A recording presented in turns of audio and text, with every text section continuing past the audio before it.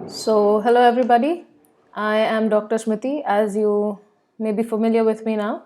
And today we are going to start with a very important topic. Yeah. So, and that topic is strengthening and weakening arguments in critical reasoning. Right. So,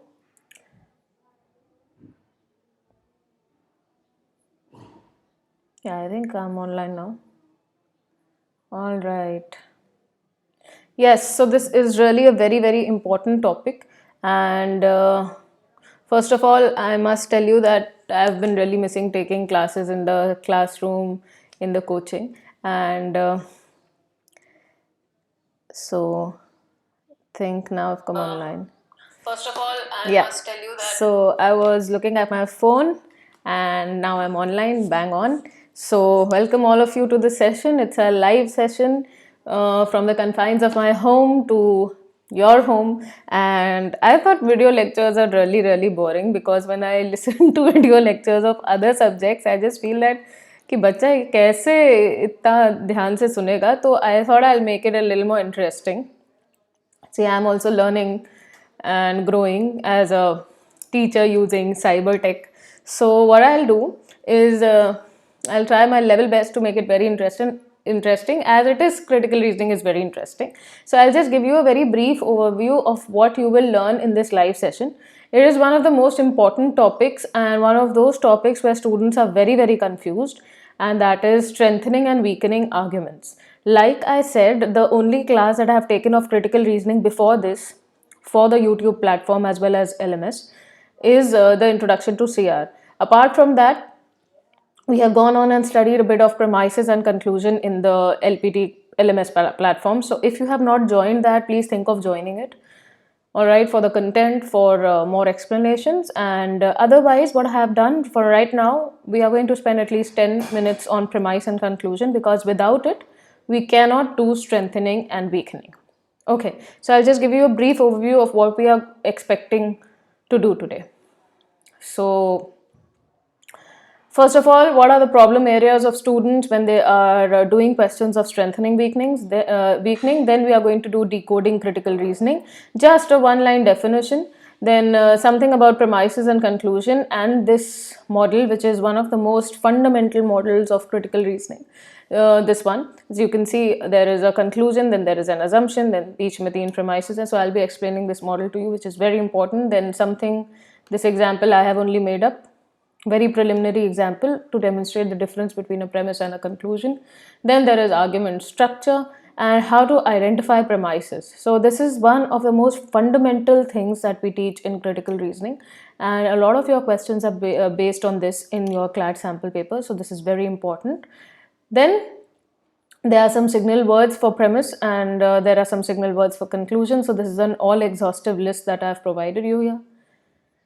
Certain warnings, and very importantly, what is an intermediate conclusion? Those people who have seen that video on LMS portal, for them I would like to say that I have changed the examples so that your understanding is much better, and I would request you to watch this live session as well, because I've given more clarity to these concepts.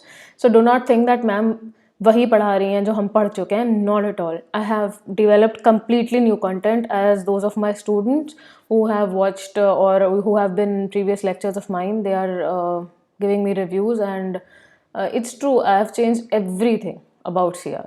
So the presentation, the way everything, the slides, the matter, it's all new. So I would just request you to be patient and keep listening to this session as well. What is an intermediate conclusion? What is the main conclusion? And something in pink for you to remember always. So it's better if we concentrate on this as well. Then there is a test for you. अच्छा, test का क्या मतलब है online? Test का ये मतलब है कि मैं आपको 2 मिनट का टाइम दूंगी अपना ऑप्शन अपने पास रखने के लिए. तो अगर आप मुझे सुन पा रहे हैं, देख पा रहे हैं, तो पेन और पेपर ले लें.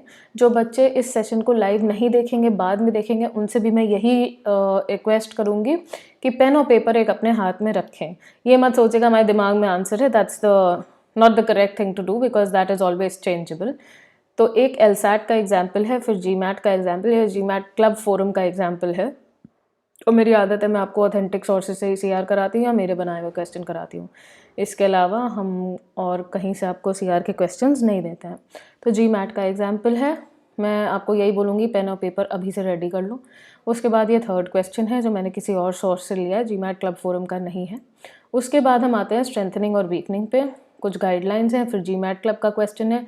मैं उन बच्चों को बता दूं जो मेरी क्लासेस अटेंड कर चुके हैं, these are brand new questions, I have not even done a single question with you all. तो ऐसा इंटेंशनली नहीं किया है ऑफ कोर्स, बट होता क्या है कि I always keep evolving my lecture so that a person who has attended the class does not feel that वही रिपीट हो रहा है। डेफिनेटली आपके साथ कम से कम क्रिटिकल रीजनिंग और इंग्लिश कॉम्प्रिहेंशन में मैं तो नहीं करने वाली हूँ, ठीक है। तो ये हो गया। उसके बाद क्रिटिकल रीजनिंग में स्ट्रेंथनिंग वीकनिंग क्वेश्चन को हम लोग कैसे अप्रोच करते हैं, ये उसके बारे में। फिर ये जो ग्रीन और ब्लू में है ये कुछ बातें हैं जो आपको याद रखनी है, कॉजल फिनोमिनैलिटी है वो भी बताऊंगी आपको, और फिर बहुत सारे सवाल हैं। सो एक ये है आपका पैसेज, उसके बाद सवाल हैं, फिर सवाल है, फिर पैसेज है, फिर सवाल है, और फिर एंड में धर्मेश, अगर आप मुझे सुन पा रहे हो तो एंड में धर्मेश का डाउट भी है जो कि एक वीकनिंग क्वेश्चन था। तो मुझे लगा कि आपका एक एग्जाम्पल भी हो जाएगा और धर्मेश को सोल्यूशन भी मिल जाएगा। इसके अलावा आप अगर मुझे कोई सवाल भेजना चाहें या आपका कोई डाउट हो तो आप इन 2 मेल आईडीज़ में से किसी भी मेल आईडी पे भेज सकते हो, right. So I will address your doubt, वो मुझे मिल जाता है और फिर मैं उसे नेक्स्ट लाइव सेशन में आप सबके साथ शेयर करती हूँ। So I think this much of fundamental knowledge is okay about what we are going to do in today's class. Now पहले मैं आपको एक बात बता दूं क्रिटिकल रीजनिंग के बारे में कि हो सकता है आपका स्कोर एकदम ना बढ़े, मतलब एकदम से ना बढ़े। तो आपने बहुत सारी क्रिटिकल रीजनिंग के क्वेश्चंस लगाए हैं बट एकदम से स्कोर नहीं बढ़ेगा, it will take time, this is a process of thinking. This is not something that we just mug up and we get results. This is a process that evolves. It's a process of thinking.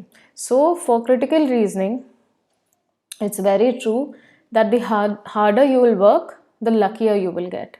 So लोग कहते हैं ना अरे यार उसका CLAT में luck की वजह से हो गया ये वो, it's not that. The people have really, those students have really worked very very hard to get selected. So remember this whenever you're doing CR, and this will give you a lot of motivation कि हम जितनी मेहनत करेंगे उतना हमारा result अच्छा होगा। Now, what are the problem areas of students when we talk about strengthening or weakening? First and the most fundamental mistake that most students make is that strengthening और weakening कर देते हैं वो wrong statement की, और फिर कहते हैं कि हो तो रहा है मगर इससे भी तो स्ट्रेंथन हो रहा है, अरे इससे भी तो वीकन हो जाएगा। तो जो चीज़ आप स्ट्रेंथन और वीकन कर रहे हैं वो चीज़ ही गलत है। वो बात अलग है स्ट्रेंथनिंग और वीकनिंग हो जाएगी, मगर वो फंडामेंटली चीज़ ही गलत है जिसको आप स्ट्रेंथनिंग और वीकनिंग कर रहे हो, तो आंसर सही कैसे होगा। Second is incorrect understanding of the option. लिखा कुछ होता है, समझ आप कुछ और रहे हो, और CR की ये बहुत बड़ी प्रॉब्लम है। तो जो मैं समझूंगी उस लाइन से और जो आप समझेंगे उस लाइन से कम वो एक ही डायरेक्शन में होना चाहिए। ऑपोजिट डायरेक्शन में होगा तो फिर हमेशा स्ट्रेंथनिंग और वीकनिंग क्वेश्चन गलत होंगे। And third, like always this doubt is there in all of critical reasoning questions, assumption, inferences, strengthening, weakening, paradox, आपका क्या है, फैलेसी, फ्लॉ, ऑलराइट, ये सारे में होता है कि बच्चा कंफ्यूज्ड है between 2 options. Alright, so for strengthening and weakening पर से आज हम इन तीनों डाउट्स पे काम करेंगे। एंड आई होप आपने कुछ खाया पिया है और फिर आप इस क्लास को देख रहे हो, अगर आप लाइव देख रहे हो तो, because it's going to be a bit lengthy today. क्योंकि मेरी ये इच्छा है कि यदि बच्चा एक वीडियो उठाए और देखे तो उसको कम से कम, अगर स्ट्रेंथनिंग वीकनिंग पढ़ा रही हूँ मैं, तो एंड तक आते आते वो स्ट्रेंथनिंग वीकनिंग के क्वेश्चन लगा पाए। वो बात अलग है, और मैं इसकी गारंटी भी ले रही हूँ कि आपको प्रैक्टिस में स्ट्रेंथनिंग वीकनिंग की नेक्स्ट क्लास में और ज़्यादा कराऊंगी। बट एक बेसिक फंडामेंटल कॉन्सेप्ट, एक बेसिक गाइडलाइन, जो कि आपकी मिस्टेक्स होती है ना कि आंसर जो है वो ए है और आपका आंसर उससे इतनी दूर है कि आप सोच भी नहीं पा रहे हो कि आंसर ए कैसे हो सकता है, ये वाली सिचुएशन नहीं आएगी। अभी इस लेक्चर के बाद आपको ये सिचुएशन आ जाएगी कि मुझे कन्फ्यूजन है ए और बी में, मैंने बी टिक किया, आंसर ए निकला, पर मुझे समझ में आ रहा है कि ए क्यों। That is the aim and goal of this particular session. After this session, I will take an advanced class on strengthening and weakening where we are going to do only questions from GMAT and LSAT and LNAT. So, जितने भी हो पाएंगे हमसे 1-1.5 घंटे में हम वो सारे क्वेश्चंस लगाएंगे, और वो भी इसी तरह लगाएंगे। शीट और पेपर आप साथ में रखेंगे, अपने जो आंसर आप सोच रहे हो वो आप जॉट डाउन करोगे, and then I will explain. Alright, so that will be a real good live session. Okay, जो बच्चे हमसे पहली बार मुखातिब हैं, जो फर्स्ट टाइम आ रहे हैं हमारी क्लास सुनने, तो उनको मैं बताना चाहूँगी मेरे 3 लेक्चर्स हैं यूट्यूब पे, आप सारे देखें। इंट्रोडक्शन टू सीआर वाले में पहले आरसी है और उसके बाद एक और वीडियो है जिसमें मैंने इंट्रोडक्शन टू सीआर दिया है, उसके बाद एक और इंट्रोडक्टरी सेशन हुआ है क्रिटिकल रीजनिंग का, and then this is the next class. So in this particular class strengthening और वीकनिंग के अलावा हम लोग प्रेमिस और कंक्लूजन और इंटरमीडिएट कंक्लूजन क्या होता है ये भी जानेंगे। अच्छा, उससे पहले कई सारे बच्चों को नहीं पता होगा कि इंटरमीडिएट कंक्लूजन भी कुछ होता है, तो मैं आपको बता दूं कि क्लैट में इंटरमीडिएट कंक्लूजन अभी तक नहीं पूछा है, मगर एलिट के पेपर्स मैंने देखे हैं और एलिट के बोल्ड फेस आर्ग्यूमेंट में उन्होंने इंटरमीडिएट कंक्लूजन की टर्म यूज़ की है एक ऑप्शन में। तो अगर ऑप्शन में कुछ ऐसा हमको दिखता है कि जो हमने नहीं पढ़ा होता, तो भले ही वो आंसर ना हो लेकिन कन्फ्यूजन बहुत क्रिएट करता है, इसलिए हमारे दिमाग में कॉन्सेप्ट ऑफ इंटरमीडिएट कंक्लूजन बहुत ही अच्छे से बैठा होना चाहिए कि हम आंसर रिजेक्ट या एक्सेप्ट कर पाएँ। That's why I have included intermediate conclusion. So there are 3 things in the primary focus right now: premises, intermediate conclusion and the main conclusion. After we clarify कि हर एक चीज़ क्या होती है और एक दो एग्जाम्पल लगाने के बाद हम स्ट्रेंथनिंग और वीकनिंग पे जाएंगे। मैं यही बोलूँगी कि इसको सीक्वेंशियली ही करिएगा, प्रेमाइस और कंक्लूजन को समझिएगा, फिर ही आप स्ट्रेंथनिंग वीकनिंग करिएगा। मैंने भी क्लब करके इसीलिए पढ़ाने का सोचा है, अलग अलग it makes no sense. Okay, so decoding critical reasoning, बहुत छोटी डेफिनेशन लिखी है, डेफिनेशन पूछी जाएगी ही नहीं आपसे, सिर्फ आपके दिमाग में कॉन्सेप्ट की क्लैरिटी के लिए जरा सा लिखा है मैंने। अक्सर बच्चे पूछते हैं असर्शन क्या होता है, स्टेटमेंट क्या होता है। असर्शन आप जानते हो, रीजनिंग के अंदर स्टेटमेंट असर्शन भी होता है कभी कभी। तो स्टेटमेंट या assertion is something which can be viewed as either being true और फॉल्स। ओके, तो एक जनरल हम लोग टर्म बहुत यूज करते हैं क्रिटिकल रीजनिंग में, statement, assertion. So these terms just denote a prima facie statement which could be true or false. Then there is argument. Argument is a group of statements, one or more of which are intended to prove or support another statement. तो argument और statement में क्या फ़र्क होता है कि statement में हम कोई चीज़ प्रूव करने की इच्छा नहीं रखते हैं। Statement is just a statement, जैसे I will go to the market today. Argument क्या हो जाएगा, it is raining today, I want to eat Maggi, there is no Maggi in my house, so I will go to the market today. अब ये क्या आ गया, बारिश हो रही है, मन है मैगी खाने का, घर में मैगी है नहीं, तो मैं जा रहा हूँ बाजार। एक पूरी अपने छोटी सी कहानी बता दी ये बताने में कि मैं बाजार क्यों जा रहा हूँ। तो ये जो कहानी आपने बताई है ये पार्ट है पूरे आर्ग्यूमेंट का। बेसिक आर्ग्यूमेंट यही है जो स्टेटमेंट का था, I am going to the market. Statement था I am going to the market, argument हो गया so I am going to the market. बस इतना फर्क है, क्योंकि जैसे आपने सो लगाया इसका मतलब उससे पहले आपने कुछ रायता फैलाया है कुछ तो आपने बताया है कि आप मार्केट क्यों जा रहे हैं, नहीं तो आप सिंपली बोल दो I am going to the market. So this is very clear. I hope that a statement is something which can be just judged as being true or false. So either I will go to the market or I will not go to the market. Most probably I will go to the market because I'm saying I will go to the market. But the argument will be so I'm going to the market. So is a part of the conclusion as well. और ये जो group of statements हैं जिन्होंने ये जाहिर कर दी है बात कि मुझे market क्यों जाना है, ये आपके argument हुए। अब प्रेमिसेस क्या होती हैं, और ये बहुत ज़रूरी है, चुपचाप सिर्फ एक ही वर्ड याद रखिए इतनी बड़ी डेफिनेशन की जगह, they are evidence. So a premise is an evidence that proves why the argument should be considered to be true. And what is your conclusion? The conclusion is the final statement that the premises support और prove. तो evidence क्या हो गई, आज बारिश हो रही है, मैगी खाने का मन है, घर में मैगी है नहीं, तो मैं बाहर जा रहा हूँ बाजार। तो मैं बाहर जा रहा हूँ बाजार हो गया आपका कंक्लूजन।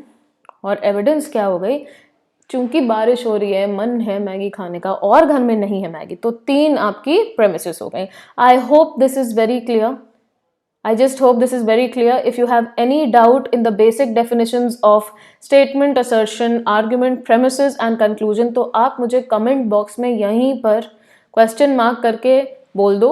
अभी मैं नहीं देख पाती हूँ कमेंट, पर लेक्चर के जस्ट बाद मैं लाइव चैट ज़रूर पढ़ती हूँ सारी, in case you have a doubt. दूसरा, जो बच्चे LMS पोर्टल पे हैं, अब उनके लिए फैसिलिटी दे दी गई है LMS पोर्टल की तरफ से कि किसी भी टीचर के वीडियो के बाद, specially I can't speak for all of them, but मेरे वीडियो के बाद जो भी कमेंट बॉक्स होता है, आप उसमें अपना डाउट छोड़ सकते हो, आप उसमें अपना कुछ भी कॉन्सेप्ट आप छोड़ सकते हो जो नहीं समझ में आया। आपने किसी और बुक में कोई और लाइन पढ़ी है जो मेरी लाइन से आपको लग रहा है मेल नहीं खा रही, तो वो छोड़ सकते हो। इनफैक्ट आप any doubt regarding CR and RC वहाँ मेरे लेक्चर के नीचे छोड़ सकते हो, and I make it a point to reply to it.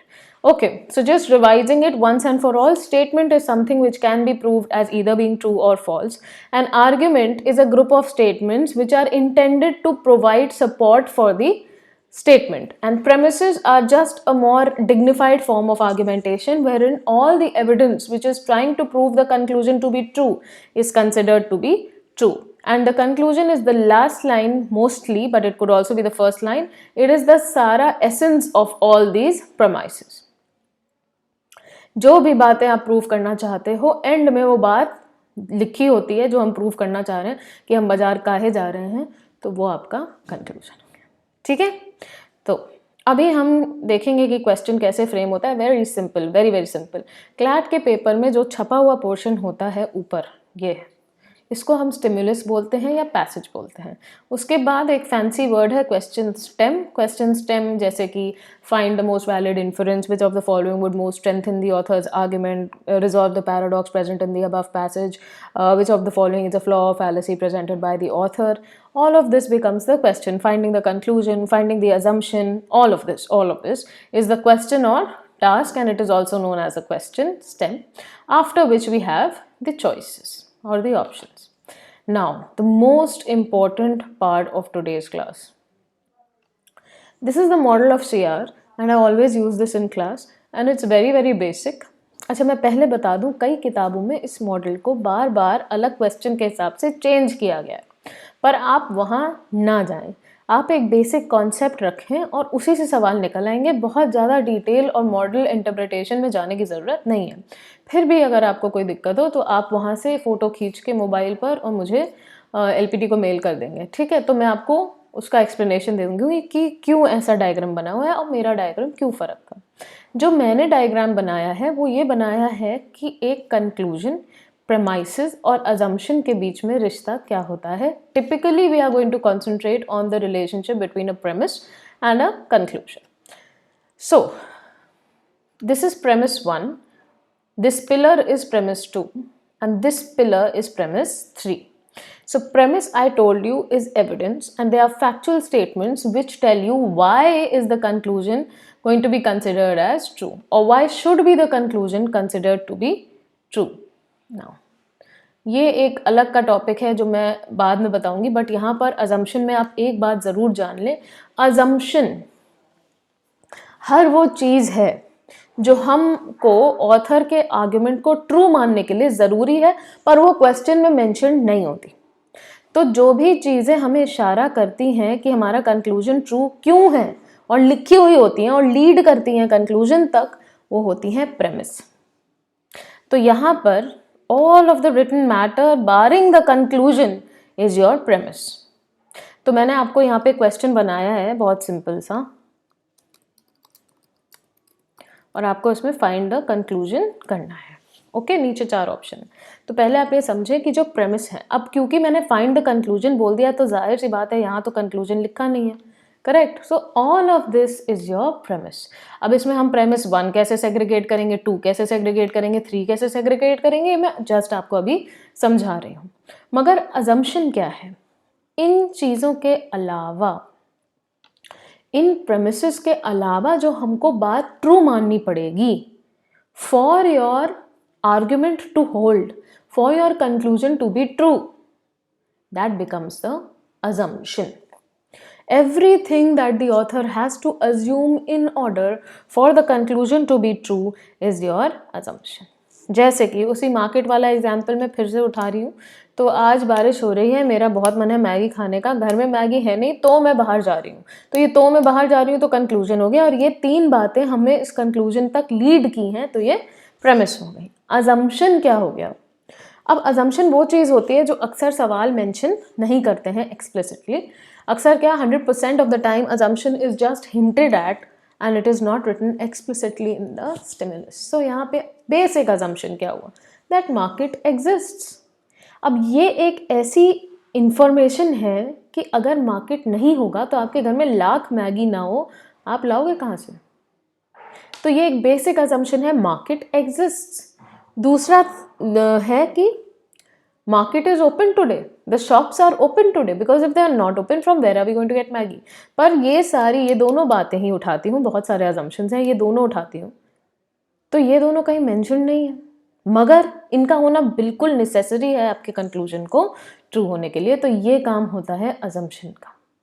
सो हम एक डिटेल लेक्चर लेंगे केवल और केवल अजम्पशन के ऊपर, और एक एडवांस्ड या 2 एडवांस लेक्चर लेंगे केवल अजम्पशन के एग्जाम्पल्स पे. तो आप उस लेक्चर का वेट करिए. अभी हम अजम्पशन को यहीं पे फुल स्टॉप करते हैं, यहीं पे विराम देते हैं और आगे निकलते हैं, क्योंकि प्रेमिस और कंक्लूजन के बिना हम स्ट्रेंथनिंग वीकनिंग नहीं कर पाएंगे.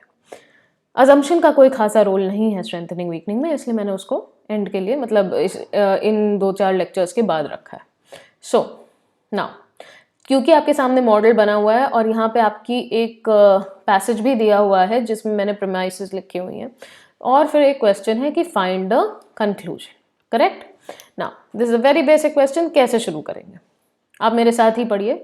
All human beings are prone to committing mistakes, no one is immune.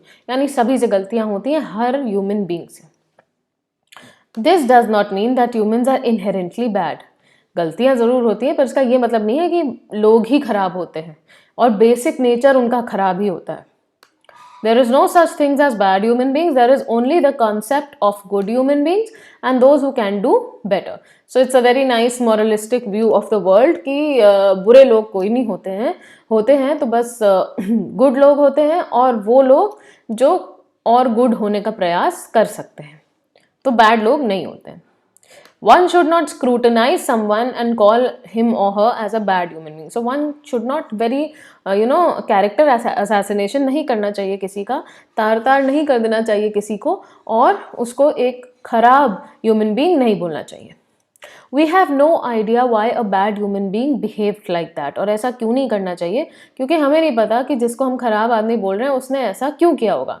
शायद उसने रिवेंज के लिए ऐसा किया हो, वो बहुत डेस्परेट हो रिवेंज लेने की, शायद वो बहुत ज़्यादा भूखा हो अगर उसने चोरी की है तो, और शायद उसे डांट पड़ी हो, या वो स्ट्रेस के अंदर हो तो उसने ऐसा बिहेवियर किया हो जिससे आप उस वक्त बैड ह्यूमन की तरह या बैड बिहेवियर की तरह समझ सकते हैं. How do we segregate relevant and irrelevant information. So now look at this line. इस लाइन के थॉट को ऑथर ने आगे नहीं ले गया है. उसने एक जनरल बात कही है कि ऑल ह्यूमन बींग्स से गलतियां होती हैं, कोई भी इससे बचा नहीं रहता है. उसके बाद प्रेमाइस सेग्रीगेशन का सबसे आसान तरीका है लाइन सेग्रीगेशन. और यहाँ पर प्लीज ध्यान से देखिएगा, मैंने सिर्फ फुल स्टॉप के बाद वाली लाइन को अरेंज किया है, दैट्स इट. अब हमारा आर्गुमेंट प्रेमाइस का वाटरफॉल बन गया है. 1 2 3 4 5. अब हम इससे कंक्लूजन निकालेंगे. तो ये जो मैंने आपको पिलर्स बताए हैं, अब ये मैटर हमारे पास आ चुका है. अब हमें केवल इसको एनालाइज करके, बहुत क्लोज एनालाइजेशन करके कंक्लूजन निकालना है. Okay, let's see. सब लोगों से गलतियां होती हैं, कोई भी अछूता नहीं है. Everybody makes mistakes. This does not mean, but everybody makes mistakes, and this does not mean that humans are inherently, or basic nature of humans is bad. That means the basic instinct is that of bad nature. There is no such thing as bad human beings. There is only the concept of human beings and those who can do better. One should not analyze someone and call him or her as a bad person, क्योंकि हमें नहीं पता वो खराब क्यों बना है, उसके दसियों तरीके हो सकते हैं. Let's go on to the options. So we must never judge others. We should not misbehave with anyone. One should remain true to one's nature, and we should not try to change others. This is the most important part of how do we find out which conclusion is true. अब आपको premises का flow तो समझ में आ गया, आपको premise का matter भी सब समझ में आ गया। अच्छा, यहाँ पर मैं आपको ये बताना चाहूँगी कि ये मत सोचना कि मैम तो इतनी देर लगा रही है क्वेश्चन सॉल्व करने में, हमारी सीआर की तो स्पीड ही बैठ जाएगी इतने में। मैं आपको तरीके सिखा रही हूँ, और यदि तरीकों की प्रैक्टिस की जाए तो स्पीड कम हो जाएगी। लेकिन स्पीड के चक्कर में हम गलत कॉन्सेप्ट तो नहीं सीख लेंगे ना, क्योंकि अगर कॉन्सेप्ट गलत है तो आप 30 सेकंड में क्वेश्चन कर रहे हो और गलत ही होगा। तो please understand that time is another different ball game, and time we deal with once we are clear with the concepts. Okay, so this is concept explanation, so be very patient. Now, अब आपके पास paper pen है। I already told you to sit with a paper and pen. तो ये जो paper और pen है आपके पास, उस पर आप क्या करोगे, वर्ड्स को ध्यान से देखोगे, वर्ड्स को ध्यान से एनालाइज करोगे। इस थॉट को वो आगे ले नहीं गया है, सारे ह्यूमंस खराब होते नहीं है, बैड ह्यूमन बींग्स ऐसा कुछ होता नहीं है, गुड ह्यूमन बींग होते हैं, और जो बेटर हो सकते हैं वो होते हैं। ये एक एडवाइस है, क्योंकि एडवाइस ही अक्सर आपके कंक्लूजन में फॉर्मुलेट होती हैं। तो one should not scrutinize someone, this is the only thing that the author has said to the reader कि ये नहीं करना चाहिए, और हमें नहीं पता कोई क्यों खराब बना है। तो लेट्स सी, फर्स्ट ऑप्शन कहता है हमें जज नहीं करना चाहिए। और क्यों मैंने ये रेड लाइन अंडरलाइन की है, इसलिए रेड लाइन बोल्ड की है, इसलिए ताकि मैं आपको दिखा सकूं कि ऑथर ने चारों में ही, बहुत बहुत सटल बात है, चारों में ही कोई एडवाइस दी है। हमको जज नहीं करना चाहिए, मिसबिहेव नहीं करना चाहिए, अपने नेचर से ट्रू रहना चाहिए, और दूसरों को बदलने की कोशिश नहीं करनी चाहिए। तो ये जो कंक्लूजन है क्लियरली इसी लाइन से निकला है। This is working smart, alright. So हमें जज नहीं करना चाहिए, हमें मिसबिहेव नहीं करना चाहिए, हमें अपने नेचर से ट्रू रहना चाहिए, और हमें दूसरों को बदलने की कोशिश नहीं करनी चाहिए। पहला ऑप्शन जो आप रिजेक्ट करोगे कौन सा होगा? क्या दूसरों को बदलने की बात हुई है कहीं पर? हुई है? कहीं नहीं हुई है। So obviously this is not your answer. One should remain true to one's nature. हमें अपने नेचर से ट्रू रहना चाहिए, इससे मिलता जुलता कोई कॉन्सेप्ट है हमारे पास नहीं है। We should not misbehave with any one. The only line we have it कि हमें एनालाइज नहीं करना चाहिए, बहुत महीन तरीके से किसी को जज नहीं करना चाहिए उसको ह्यूमन बीइंग बुलाने के लिए। तो आंसर मैं आपको दे ही चुकी हूँ। So we must never ever जज others. Clear? Very basic example, बहुत समय लेके समझा रही हूँ मैं आपको, ताकि आपको समझ में आ जाए कि हम प्रेमाइसिस और कंक्लूजन में कैसे फ़र्क करते हैं। और कंक्लूजन हमेशा हमेशा प्रेमाइस का सपोर्ट ढूंढता है। किस लाइन से आपने अंदाज़ा लगाया है कि कंक्लूजन ये होना चाहिए, वो लाइन आपको कोट करनी चाहिए, या वो लाइन आपको इशारा देगी कंक्लूजन क्या होता है। तो इस लाइन ने हमको ये इशारा दिया है कि कंक्लूजन ये होता है। अब कई सारे बच्चों के दिमाग में ये भी आ रहा होगा जो थोड़ी बहुत सीआर पढ़ चुके हैं कि ये तो इन्फरेंस भी है। बिल्कुल है, बिल्कुल इन्फरेंस है। तो आपसे किसने कह दिया इन्फरेंस और कंक्लूजन अलग होता है? इन्फरेंस और कंक्लूजन भाई बहन होता है। इन्फरेंस छोटा भाई होता है कंक्लूजन का, और कंक्लूजन के वेन डायग्राम यदि आप बनाएंगे तो उसमें छोटा वेन डायग्राम इन्फरेंस का बन जाएगा। ये मैं आपको इन्फरेंसेस एंड कंक्लूजन भी लूंगी आगे, बट फिलहाल के लिए आप इतना जान लें कि this is also an inference and this is also a conclusion. Okay, now how are arguments structured in a critical reasoning question? So premise, reasons why the following conclusion is true. तो मैंने आपको ये पहले ही बताया है, premise जो है वो evidence होती है कि conclusion true क्यों है, और conclusion क्या होता है? The point that the author is trying to prove. So I think till now, अब तक आपको ये सब समझ में आ गया होगा कि प्रेमाइसेस क्या होती हैं, प्रेमाइस को सेग्रीगेट कैसे करते हैं, कंक्लूजन क्या होता है। आई होप यहाँ तक आपको कोई डाउट नहीं है, यदि है तो मुझे ज़रूर बताइए। अब हम पहचानेंगे कैसे प्रेमाइसेस को, तो उसके बहुत सिंपल से सिग्नल वर्ड्स होते हैं जिसमें सबसे ज़्यादा कॉमनली यूज्ड होता है बिकॉज और सिंस। तो जहाँ पर बिकॉज और सिंस लिखा है उसके बाद जो शब्द आ रहा है वो आपका डेफिनेटली प्रेमिस है। तो जैसे I have taken the liberty of calling myself a good teacher, and so I have made this one line to tell you how to find premises. So you think of the premise as a truth that is used to form a conclusion. All right, now look at this statement. Smriti ma'am teaches at law prep because all good teachers teach at law prep. Okay, so now conclusion वाला part कौन सा है और premise वाला part कौन सा है? मैंने आपसे बोला बिकॉज इज द कंजंक्शन जिसको हमें देखना है यहाँ पर। तो all good teachers teach at law prep, therefore Smriti ma'am also teaches at law prep. जो बात लिखी नहीं है वो हम अज्यूम कर सकते हैं और जो इन्फर भी हो सकती है इस केस में, तो Smriti ma'am teaches at law Prep and since all good teachers teach at law prep therefore Smriti ma'am must be a good teacher. पर ये आगे का आर्ग्यूमेंट है। फिलहाल के लिए एक स्टेटमेंट यदि लिखा है तो हम किस बिना पे कह रहे हैं? आप बोलो ना Smriti ma'am teachers at law Prep because all good teachers teach at law Prep, तो बीच में गैप क्या आ रहा है? Smriti ma'am is a good teacher. तो ये आपकी प्रेमाइस हो गई, all good teachers teach at law Prep, और इसके बाद आएगा आपका ब्लू में जो लिखा है वो कंक्लूजन है।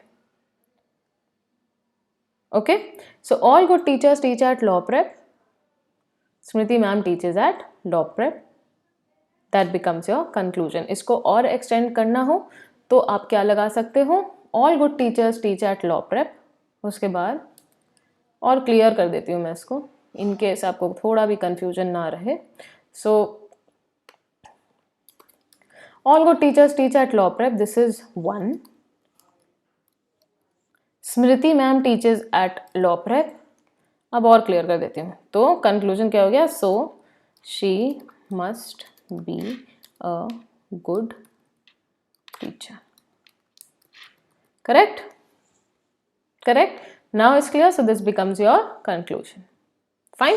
सो अब इस केस में क्या हो जाएगा? सिंगल लाइन में तो ये कंक्लूजन था क्योंकि हमारे पास कोई और रीजनिंग थी भी नहीं लगाने के लिए, तो बिकॉज के बाद जो आ रहा था वो रीजन था और तब ये ब्लू वाला जो था वो आपका कंक्लूजन था। पर क्योंकि अब मैंने ये ब्लैक वाली लाइन भी लगा दी है तो अब ये भी प्रेमाइस का हिस्सा हो जाएगा, क्योंकि बिना इसके अब हम प्रूव नहीं कर पाएंगे और ये लिखा हुआ है ही, तो अब ये भी आपका प्रेमाइस का हिस्सा हो गया। और इन दोनों बातों से हमने ये जाना कि she must be a good teacher, तो ये दोनों आपकी प्रेमिसेस हो गए। Alright, okay. Reason conjunctions usually link a conclusion and the premise it is based upon. Reason conjunctions by because since.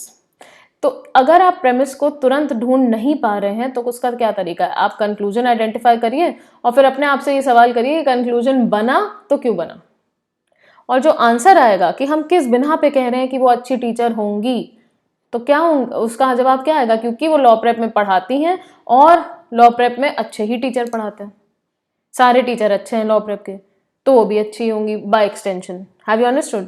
So this answer should point to the premise. तो अगर आप conclusion के ऊपर वाई लिखोगे तो आपको आइडिया पड़ जाएगा कि प्रेमिसेस कौन सी वाली हैं। ठीक है, अब आते हैं हम सिग्नल वर्ड्स पे। तो ऑल दीज वर्ड्स आप इनको अपने फ्री टाइम में भी एक बार ग्लांस कर सकते हो। तो ये कहीं भी लिखे हों usually they are a part of the premise. Words like because, since, after all, on the ground that, यानी इस बिना पे हम ये बात कर रहे हैं, गिवन दैट मतलब जो फैक्ट हमारे सामने है, for this particular reason, as shown by, in that, seeing that Ramesh is in pain, I rushed to help him. I rush to help him becomes a conclusion, and seeing this, that becomes the evidence, so it becomes the premise. As indicated by, it may be inferred from the cases of COVID in India that we are in for a big tragedy. So we are in for a big tragedy becomes your conclusion, and why we are saying that we are in for a big tragedy? Because the numbers of COVID cases is rising every day. तो ऐसे ही आपका बाकी सारा है for the reason that. अब for the reason that के बाद जो भी लाइन लिखी है वो आपकी प्रेमिस है। As much as for given that owing to, follows from तो सीधे सीधे बता रहा है कि दिस फॉलोज फ्रॉम दैट, तो from that, so weight gain follows from having a lot of sweet stuff, having a lot of sweet stuff leads to weight gain. So having a lot of sweet stuff becomes premise and gaining weight becomes the conclusion. So it may be derived from, may be deduced from, may be inferred from. The reason is that in view of the given fact as shown by this study shows, one of the most used words for premises. जहाँ आपने बोल दिया this study shows, that means that will play some very important part in your conclusion. All right, coming to the signal words for conclusion. So now signal words for conclusion. तो conclusion हमें कैसे पता चलेगा conclude हो रही है बात या यही कंक्लूजन है? कभी डायरेक्टली भी दिया होता है क्वेश्चन में, कभी फर्स्ट लाइन में, कभी बीच में, कभी आपको खुद एनालाइज करके निकालना होता है और कभी एंड लाइन में। तो यदि ये वर्ड्स लिखे हुए हैं तो आप मान सकते हो, it is taken as a guarantee कि आने वाला सेंटेंस कंक्लूजन है। I did not study hard for my exam, thus I failed. So thus I failed is your conclusion. Again, I did not study hard for my exam becomes the premise. So words like therefore, hence, so, conclude, it follows that, as a result, clearly, obviously, nevertheless. Nevertheless कैसे use होता है? Nevertheless use होता है in the meaning of still. So I worked very hard, nevertheless I failed. So nonetheless, therefore, thus, hence, wherefore, consequently, whence, according, we may infer that, so we may conclude, it must be that, it follows that, entails, proves, implies, in consequence, which means that, as a result, I conclude that, which points to, which implies that. So all these words are keywords for conclusion. And this is a warning. Remember that conclusions don't have to have any kind of leading word at all, keyword at all. तो if conclusion is there, जो आपको लग रहा है conclusion लेकिन उसके आगे 10 और देयरफॉर नहीं लिखा हुआ है, so don't worry, you are right, conclusion में कभी कभी कीवर्ड्स नहीं भी लगे होते हैं. Okay, so premise and conclusion, and finally the most important part of this lecture, और उसके बाद हम थोड़े से एग्जाम्पल सॉल्व करके सीधे स्ट्रेंथनिंग और वीकनिंग पे जा रहे हैं. तो अभी हम पढ़ेंगे इंटरमीडिएट कंक्लूजन क्या होता है. तो मैं आपको लेमैन भाषा में बताती हूँ पहले, ताकि अक्सर बच्चों को ये चीज़ें ज़्यादा याद रह जाती. तो इंटरमीडिएट कंक्लूजन क्या होता है? मेन कंक्लूजन से छोटा और प्रेमिस से बड़ा. तो क्या हो गया? नंबर 1 प्रेमिस, दूसरा इंटरमीडिएट या सब कंक्लूजन भी कहते हैं, और तीसरा आ गया आपका मेन कंक्लूजन. तो इंटरमीडिएट कंक्लूजन मैंने आपको पहले ही बताया है एलिट के कुछ सवालों में, जहां पर बोल्ड फेस आर्ग्यूमेंट यूज किया है उन्होंने. तो उन्होंने ऑप्शन में लिखा है कि line 1 serves as the intermediate conclusion to provide support for the main conclusion. अब बच्चे को पता ही नहीं इंटरमीडिएट कंक्लूजन क्या होता है, वो तो कह रहा है यार ये प्रेमिस है, प्रेमिस ऑप्शन में है नहीं, अब मैं क्या टिक करके आऊँ. इस वजह से मैं आपको इंटरमीडिएट कंक्लूजन समझा रही हूँ. तो इंटरमीडिएट कंक्लूजन बहुत सिंपल. इंटरमीडिएट कंक्लूजन का दूसरा नाम होता है सब. सब का मतलब होता है जो पूरा ना हो या छोटा हो किसी चीज से. सो इंटरमीडिएट कंक्लूजन किससे छोटा है? मेन कंक्लूजन से. और इंटरमीडिएट कंक्लूजन की एक ही डेफिनेशन होती है, it is partially a premise, partially evidence है, और उसी लाइन में छोटा सा हिस्सा कंक्लूजन का भी है. तो इसे हम लोग इंटरमीडिएट कंक्लूजन कहते हैं.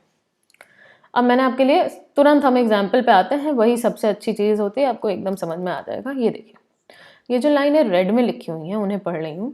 तो practising critical reasoning question CR for 2 hours per day is good for CLAT aspirants, उनके लिए अच्छा है. और any one who practises CR for 2 hours daily will have a good score in CLAT. Do not take this as face value. मैंने ये example बनाया है, ये नहीं आप दिन में 2 घंटे CR पढ़ेंगे तो बस मज़ा आ जाएगा, आपका क्लैट क्लियर हो जाएगा. क्या पढ़ रहे हैं वो भी ज़रूरी है. 2 घंटे आप किताब के साथ सो रहे हैं, उस पर मैगी खा रहे हैं, इधर उधर के ख्याल सोच रहे हैं, तो ऑब्वियसली आपका रिजल्ट इंप्रूव नहीं करेगा. So this is just a question. Alright, so practising CR questions for 2 hours per day is good for CLAT aspirants, and any one who practises CR for 2 hours daily will have a good score in CLAT. बहुत simple premises है, red में लिखी हुई है. अब कोई बच्चा भी ये कंक्लूजन निकाल सकता है. तो any one who practises so much यानी 2 घंटा, will have a higher chance of clearing CLAT. Perfect, this is a conclusion. कोई डाउट? ये हमारा कंक्लूजन है.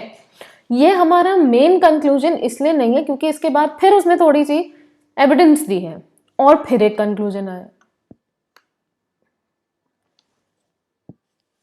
तो जो रेड में है उससे हम ये कंक्लूड कर सकते हैं, और जो पर्पल में है उसको रेड के साथ मिलाकर हम ये कंक्लूड कर सकते हैं. यही आपका जो पर्पल वाला है ना, ये आपका इंटरमीडिएट कंक्लूजन है ना. तो एक जगह आपके 2 कंक्लूजन हो गए, मगर इस कंक्लूजन पे, अच्छा इस कंक्लूजन पे सो भी लगा हुआ है. कई बार इसमें सो नहीं भी लगा होता तो भी इंटरमीडिएट कंक्लूजन, लगा है तो भी इंटरमीडिएट कंक्लूजन है. अच्छा, हम पहचानेंगे कैसे कि ये इंटरमीडिएट है कि मेन है? ऑब्वियस सी बात है, इसको यूज करके यदि कोई कंक्लूजन आ रहा है तो क्या हो गया, ये कंक्लूजन उससे बड़ा हो गया ना, मतलब ये छोटा हो गया और इससे प्रूव करके इसको यूज करके एक बड़ा कंक्लूजन आ रहा है, तो वो बड़ा कंक्लूजन हो गया। जो बड़ा कंक्लूजन है वही हमारा मेन कंक्लूजन है, जो छोटू कंक्लूजन है वो हमारा इंटरमीडिएट कंक्लूजन है। लेकिन इंटरमीडिएट कंक्लूजन के बिना हम बड़ा कंक्लूजन नहीं निकाल सकते। I hope this is clear. So there is premise. Based on the premise, in some questions there may be an intermediate conclusion, and that is a complete argument. Intermediate conclusion के बाद अगर वो ज़्यादा नहीं लिखता तो intermediate ही main conclusion होता, पर चूंकि उसने एक और premise लिखी है या दो और या तीन और premise लिखी हैं, तो अब intermediate और ये premises जो उसने बाद में लिखी हैं ये जुड़ के main conclusion बनाएंगे। Okay, so now I think the terms of premises, of intermediate conclusion and main conclusion are very much clear. All right, if they are not, please contact me. Then we have reminders. I hope you can see this. Huh? I hope it's not very faint. I'll just change the color. I liked pink, that's why I kept it like that. So I'll just change it. So now I think it should be visible. These are certain reminders, and these are the most important reminders. Years of teaching CR. I've been teaching CR since now क्या 10 साल हो गए। तो हाँ, वो उसका निचोड़ है ये, तो आपको बहुत ध्यान से इन बातों को याद रखना पड़ेगा। कई बार ये बातें और मेरा मुंह आपको एग्जाम में याद आएगा तो आपको लगेगा अरे यार इंडिकेटर लगा हुआ है, थोड़ा रुक जाओ, थोड़ा ध्यान से ऑप्शन देखो। Have you understood? तो जैसे reminder 1, look for premise and conclusion indicators, since, because, therefore, thus, although, all of these. So 2, look for words like mostly, probably, almost, all and few. This is very important in critical reasoning. थोड़ी सी बात में बात बहुत बदल जाती है। जैसे हम एक एग्जाम्पल लेते हैं आपके लिए, ऑलमोस्ट ऑल। तो ये कहना, देखो एक क्लास की कैपेसिटी है 100 बच्चों की, अब मैंने बोला all came for the exam, यानी 100 है। फिर मैंने बोला almost all came for the exam, इसका मतलब 100 से कम है, शायद 90 से ज़्यादा, 100 से कम, लेकिन पूरे तो नहीं आए। फ्यू आए, अब फ्यू कुछ भी हो सकता है, 20, 30, 40 पहुंच गए, फ्यू हो गए। हाँ, लेस देन हाफ पहुंच गए, लेस देन 50 हो गए। Some but not all, again some but not all is equal to few. तो ये आपको देखना पड़ेगा कि उसने जो क्वांटिफायर यूज किया है, ऑल है, ऑल बट वन है, नन है, हाँ, ऑलमोस्ट ऑल है, all these things you have to keep in mind. Then check for the use of extreme words in the stimulus, और stimulus के साथ साथ ऑप्शन में भी, क्योंकि stimulus में यदि stimulus अब आपको समझ में आ रहा है ना, वो जो पैसेज है उसमें only लिखा है, उसमें only if लिखा है, बहुत बड़ी कंडीशन है। only if it is raining will I come for the class, यानी जब भी बारिश होएगी I will come for the class and this is the only condition, यानी यदि मैं क्लास में हूँ तो आप पीछे जाके डेफिनेटली कंक्लूड कर सकते हैं कि बारिश हुई है, क्योंकि एक ही हालात थे जिनमें मैं क्लास में आती, और वो था जब बारिश हो रही है। So only if it rains will I come for the class. अच्छा, अब इसमें ये मत सोचने लग जाना कि केवल बारिश में क्यों आएंगी, ऐसा क्यों सोचा इन्होंने, जब बारिश नहीं होती अक्सर लोग तब क्लास करते हैं, ये सब आप नहीं सोचते हो। The pink elephant flu in the sky, ये नहीं सोचना है आपको कि ये कैसे पॉसिबल होगा, हाउ इज इट पॉसिबल। मैं आपको ये अभी बहुत फनी लग रहा होगा, लेकिन मेरा ये एक्सपीरियंस है कि अक्सर बच्चे इसलिए फंस जाते हैं। ऑप्शन के अंदर एक ऐसी चीज़ लिखी होगी, जैसे अक्सर मैं एक क्वेश्चन पढ़ाती हूँ, जिन्होंने पढ़ा होगा मुझसे उनको याद होगा कि उसमें एक स्ट्रेंथनिंग क्वेश्चन था और उसके ऑप्शन में ये था because he ranked first in the best friend competition. अब बच्चे यहीं फंस गए, बेस्ट फ्रेंड कॉम्पिटिशन कराओगी कैसे मैम। फिर मैंने उनको ये भी प्रूव किया कि बेस्ट फ्रेंड कॉम्पिटिशन कराने को कोई भी करा सकता है, but that is not the point. The point is कि which thing strengthens the conclusion the most. So यहाँ मत फंसिएगा कि ये तो पॉसिबल ही नहीं है, ऐसा तो है ही नहीं. तो कोई आपको जीके का भी फैक्ट सीआर के क्वेश्चन में गलत फॉर्म में प्रेजेंटेड होगा, पर आपको उसे ट्रू मानना है. जैसे India is the world's biggest super power, we know it's not true, it's not the biggest obviously, but passage ऐसा लिखा हुआ है तो आप उसे क्वेश्चन नहीं करोगे. ठीक है, ये भी बताना बहुत जरूरी. फिर premises and conclusion is always right, यही बोल रही थी मैं. आप उस पर कोई शक या सवाल नहीं जताएंगे, भले ही आपको इलॉजिकल लग रहा हो. All right, pen paper ready, let's start. तो अभी मैंने आपको जितना भी बताना था प्रेमिस और कंक्लूजन के बारे में बता दिया है. आपके सामने एलसेट का एग्जाम्पल क्वेश्चन है, फॉन्ट मैंने काफ़ी बड़ा रखा हुआ है. आपको मैं 2 मिनट का टाइम दे रही हूँ, आप क्वेश्चन पढ़ें और 2 मिनट बाद हम इसको डिस्कस करें.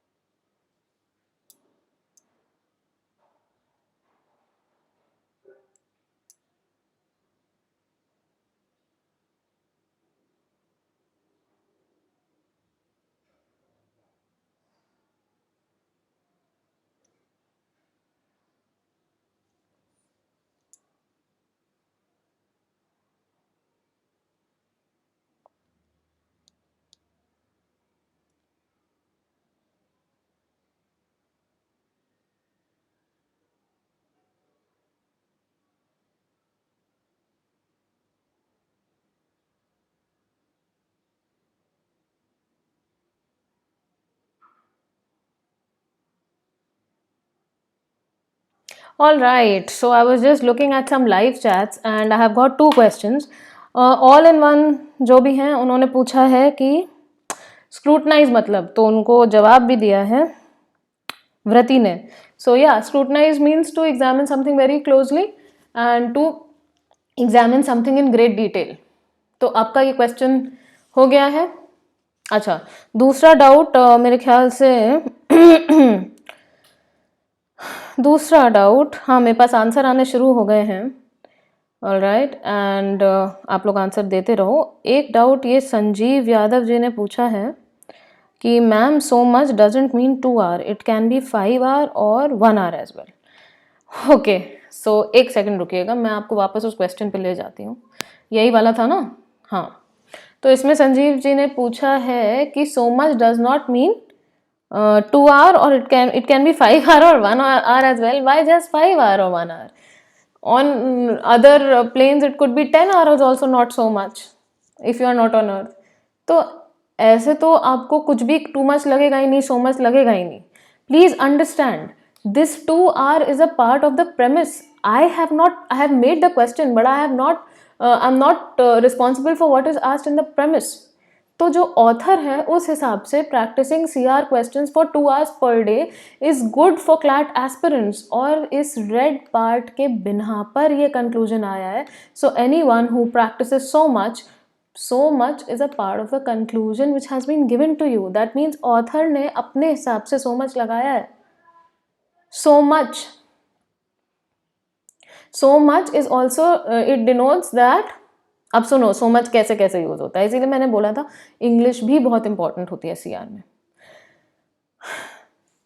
I have had 2 chapatis, I have never had so much food. For the speaker 2 chapatis is so much food. तो so much is relative. Okay, तो इट डजेंट मैटर. अगर मैं यहाँ पे 1 hour भी लिखूं, अरे मैं half an hour लिखती हूँ, चलो मैंने half an hour लिखा है ना, और 2 hour को हटा दिया मैंने, और फिर मैंने यहाँ पे half an hour लिखा है. अभी भी so much लग सकता है भाई, ऑथर के लिए इतना ही so much है. यहाँ 1 minute लिख देती हूँ. Practising critical reasoning questions for 1 minute per day is good for CLAT aspirants. Anyone who practises CR for 1 minute daily will have a good score in CLAT. Perfect. मैंने इसीलिए बोला है आपको, आप प्रेमिस और कंक्लूजन को क्वेश्चन नहीं करोगे, you will just waste time. Even this quantity of 1 minute CR per day is so much for someone, and that someone is the author, so it's true. Okay, all right, back to the question. तो जिन्होंने नहीं लगाया वो भी देख लें, मैं आपके लाइव कमेंट्स देख रही हूँ अब. तो let me see what you have answered. Most of you क्या आंसर किया है आपने? Right, so most of you have answered, yeah, Most of you have answered it as A या D, A और C, E, okay, D.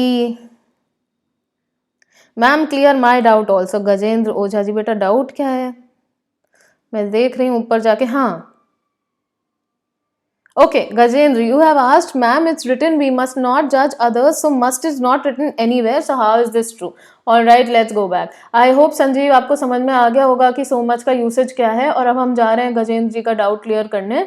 तो गजेंद्र ने पूछा है, I think this was the first question we did. छोटा, हाँ, ये छोटा सा जो था। Okay, so we must never ever जज अदर्स। देखो, मस्ट कहीं लिखा नहीं है, ठीक है, तो ठीक है, परफेक्ट। तो यहाँ एक्चुअली क्या होना चाहिए? वी होना चाहिए वी शुड नेवर। हाँ, ठीक है, नेवर एवर जज अदर्स, ठीक है, ऑल राइट। बट हमेशा हमेशा क्रिटिकल रीजनिंग में आंसर रिलेटिव होता है। नो डाउट यहाँ पे मस्ट लगा है, बाकी सब में शुड लगाया है, तो इस पॉइंट पे आप सही हो। लेकिन ये भी तो देखो किसके आगे शुड लगा है। मिसबिहेवियर की कोई बात ही नहीं हुई है। Misbehavior is lack of etiquette is also misbehavior. Misbehavior is a very vague term. जबकि scrutinize का मतलब clearly judge करना हो गया किसी को। तो यहाँ must और should पे हम उतना emphasis नहीं देंगे, बरसबर इस बात के कि जो ये लाइन लिखी है, जो premise पे based है, वो important है कि नहीं। Are you understanding? तो इस should के चक्कर में हम ये sentiment, इस essence को गलत मार्क नहीं करेंगे। Have you understood? यहाँ पे क्या लिखा है? We should not judge someone. We should not examine others so closely. We should not do character assassination of people. We should not take out कमियाँ in the other person. और उसको एक bad human being बता दिया हमने। Understood?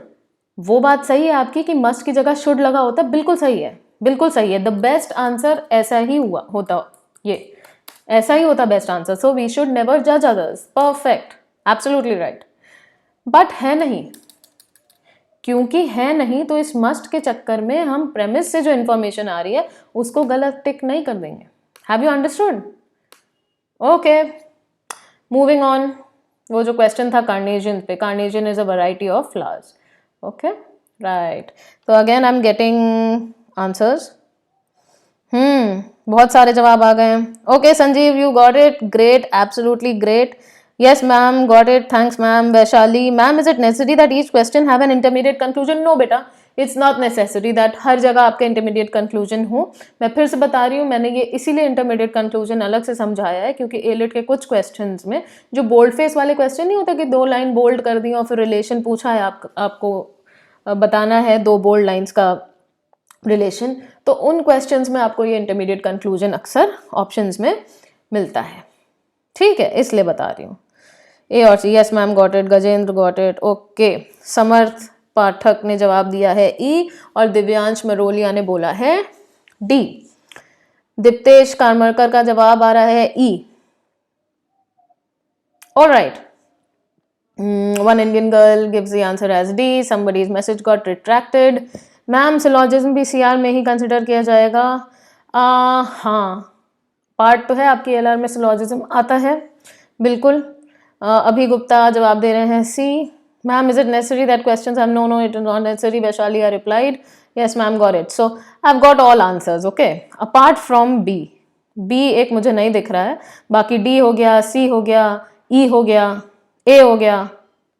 ठीक है, अभी हर्षिता ने जवाब दिया है, राघव ने जवाब दिया है। Harshita says A, Raghav says E, Samriddhi says E, and that's where we stop. All right, let's see what your answer is. तो पहले बता दूं मैं आपको जवाब, इतना आसान करते हैं इतना आसान नहीं करेंगे, थोड़ा सेडिस्टिक प्लेजर हम भी लेते हैं। आजकल वैसे भी हम लॉकडाउन में है तो कुछ खास करने को है नहीं, तो पहले मैं आपको हर जवाब की कमियां बताती हूँ और उसके बाद मैं आपको सही जवाब बताऊंगी। तब तक आप कंटिन्यू कर सकते हो लाइव कमेंट्स में मुझे जवाब देना। It's a very nice feel, बिल्कुल ऐसा लग रहा है कि लाइव क्लास चल रही है हमारी, हम लोग सब एलपीटी के क्लासरूम में बैठ के और बढ़िया से पढ़ रहे हैं, तो अच्छा लग रहा है। आई थिंक आपको भी अच्छा लग रहा होगा। अच्छा, अभी पहले हम क्या डिसाइड करते हैं, पहले हम ये जानेंगे कि किस ऑप्शन में क्या दिक्कत है। Okay, so LSAT example florist. Florist यानी फूल बेचने वाला कह रहा है कि some people like to have green carnations on Saint Patrick's Day, but flowers that are naturally green are extremely rare. Thus, it is very difficult for plant breeders to produce carnations. घंटी बजी कुछ, इतनी देर मैंने आपको पढ़ाया है, कुछ याद आया आपको? क्या लगा हुआ है यहाँ पर? क्या है बच्चे ये कंक्लूजन का इंडिकेटर है ना 10? Clearly this is your conclusion. अब वो बीच में लिखा है सो बात अलग है, लेकिन thus it is very difficult for plant breeders to produce green carnations. So before St. Patrick's Day, then it is wise for florists to stock up on white carnations, which are fairly inexpensive and quite easy to dye green. Again, a part of the premise. तो यहाँ पर which of the following most accurately expresses the, look at this, overall conclusion. Overall ही होता है conclusion ज़्यादातर. अगर केवल premise based conclusion पूछा है आपसे सिंगल लाइन, तो वो तो इन्फरेंस भी होती है. Exactly same. So which one of the following most accurately expresses the overall conclusion? Now sorry, या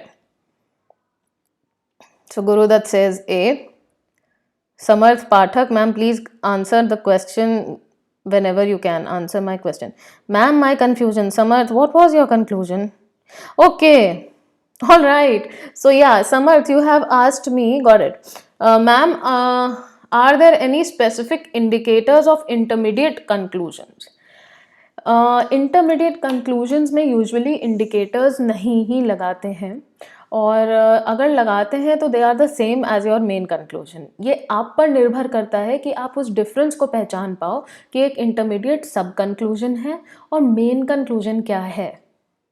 okay. So coming back to the question, some people like to have green carnations on St. Patrick's Day, but flowers that are naturally green are extremely rare. Thus, it is very difficult for plant breeders to produce green carnations, and before St. Patrick's Day, then it is wise for florists to stock up on white carnations, which are fairly inexpensive and quite easy to dye green. Now, अभी समर्थ तुमने एक सवाल पूछा था कि intermediate indicators का, intermediate conclusion के indicator क्या होते हैं, एंड मैंने ये इंटेंशनली नहीं किया मगर हो गया. इस क्वेश्चन में भी इंटरमीडिएट कंक्लूजन है. तो अब तक आपको समझ में आ रहा होगा वो क्या कंक्लूजन है जिसके आगे 10 लगाया. और ये एक अच्छा एग्जाम्पल इसलिए है क्योंकि इंटरमीडिएट कंक्लूजन के आगे 10 लगाए और मेन कंक्लूजन के आगे it is just been given as an advice और कोई भी इंडिकेटर नहीं लगाया है.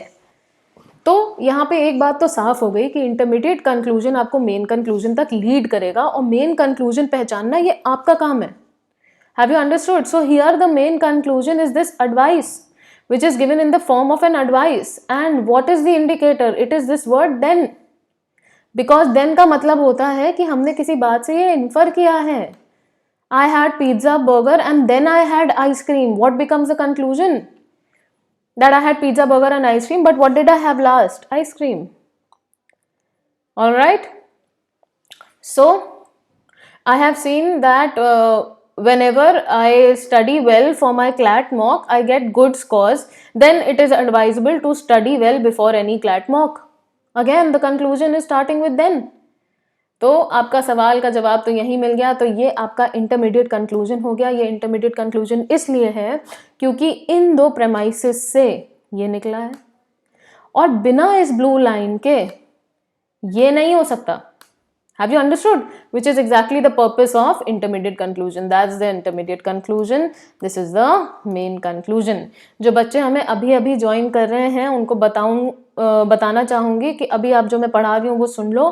पुराना लेक्चर आपको दोबारा से सुनना पड़ेगा बिकॉज बिना उस बेसिस के आप शायद इंटरमीडिएट कंक्लूजन और मेन कंक्लूजन नहीं समझ पाओगे. ठीक है. तो some people like to have green carnations on Saint Patrick's Day but flowers that are naturally green are extremely rare. Thus it is very difficult for plant breeders to produce green carnations and therefore before Saint Patrick's Day it is advisable for florist to stock up on white carnations which are fairly inexpensive and quite easy to dye green. So जवाब लगातार आ रहे हैं हमारे पास. A. Dharmesh Chaudhary, you retracted and then you said the answer is A. All right, so without no no, that will be really too sad. तो बस एक बारी मैं आपको सारे ऑप्शंस पढ़ा दूं. It is a good idea for florist to stock up on white carnations before Saint Patrick's Day. Flowers that are naturally green are very rare. There are some people who like to have green carnations on St. Patrick's Day. White carnations are fairly inexpensive and can easily be dyed green. It is very difficult to breed green carnations. All right. Now, E to A चलते हैं. E. It is very difficult to breed green carnations. तो जो premise है वो कह रही है some people like to have green carnations on St. Patrick's Day, लेकिन जो फ्लावर्स हैं वो एक्सट्रीमली रेयर हैं. रेयर का मतलब समझते हैं आप? जैसे कि black garlic is a rare commodity, यानी होती ही कम है, आपको मिलती कम है. ऐसा नहीं कि लोग बहुत ज़्यादा खपत है ब्लैक गार्लिक की, मगर मैं एग्जाम्पल दे रही हूँ, उसको पकड़ के मत बैठ जाइएगा. मान लीजिए दुनिया भर में 10 ही पेड़ हैं ब्लैक गार्लिक के, तो ब्लैक गार्लिक इनहेरेंटली कितनी प्रोड्यूस होगी? बहुत कम. और इस वजह से उसके दाम बढ़ जाएंगे. इस वजह से नहीं बढ़ेंगे कि ब्लैक मार्केट हो रही है, कि प्रोडक्शन बहुत ज़्यादा है पर लोगों तक नहीं पहुंच पा रही है ना. तो ब्लैक गार्लिक के लिए हम क्या बोल सकते हैं? It is extremely rare. And look at this, but flowers that are naturally green are extremely rare, यानी होते ही कम है. इस वजह से प्लांट ब्रीडर्स को उनको प्रोडक्शन करने में बड़ी दिक्कत होती है, क्योंकि वो मात्रा में है ही कम, उनके बीज ही कम है ही नहीं. तो flowers that are naturally green are very rare. ये देखो, flowers that are naturally green are very rare, ये तो लिखा ही हुआ है. इसमें आपने कंक्लूड क्या किया है? ओवरऑल कंक्लूजन पूछा था ना आपसे. तो ये ओवरऑल कंक्लूजन को किस तरह से बोल सकते हैं आप? ये मेन कंक्लूजन है. तो इन सारी बातों के निष्कर्ष से, इन सारी बातों को जोड़ के जो कंक्लूजन निकलता है वो मेन कंक्लूजन होता है. इन सारी बातों को alright, all of these things. So flowers that are naturally green are very rare. What is this conclusion? This is just the premise. Isn't this the premise? Have you understood? Can you understand? This is the premise only. How can you say that the premise and the conclusion is the same? Similarly, और कौन सा option है? C देखो. There are some people who like to have green carnation. भाई लिखा तो हुआ है ये. तो premise को, ये भी तो premise है, तो premise का रीस्टेटमेंट थोड़ी ना conclusion होता है, नहीं होता है. तो सबसे पहले मैं ये हटाऊंगी. Flowers that are naturally green are very rare, and there are some people who like to have green carnations on St. Patrick's Day. और क्या हटेगा?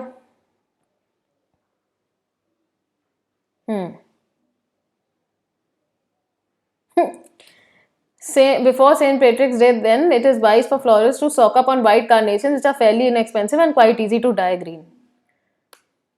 Same thing.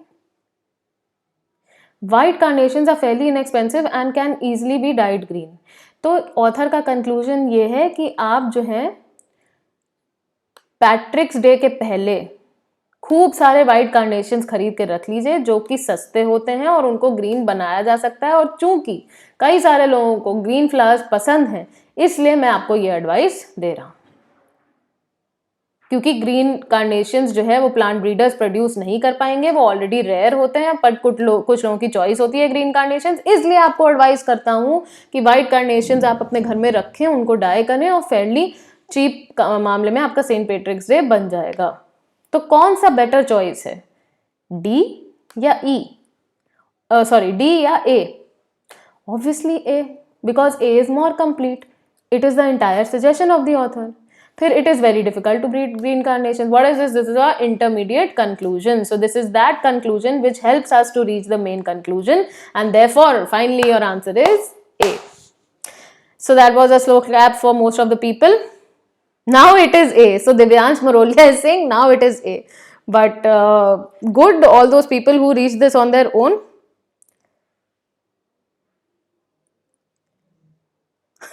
Humaira says that ma'am हम तो एक भी बार क्लास नहीं आ पाए हैं, क्योंकि मेरा जैसे ही एडमिशन हुआ है वैसे ही लॉकडाउन हो गया. That is so sad.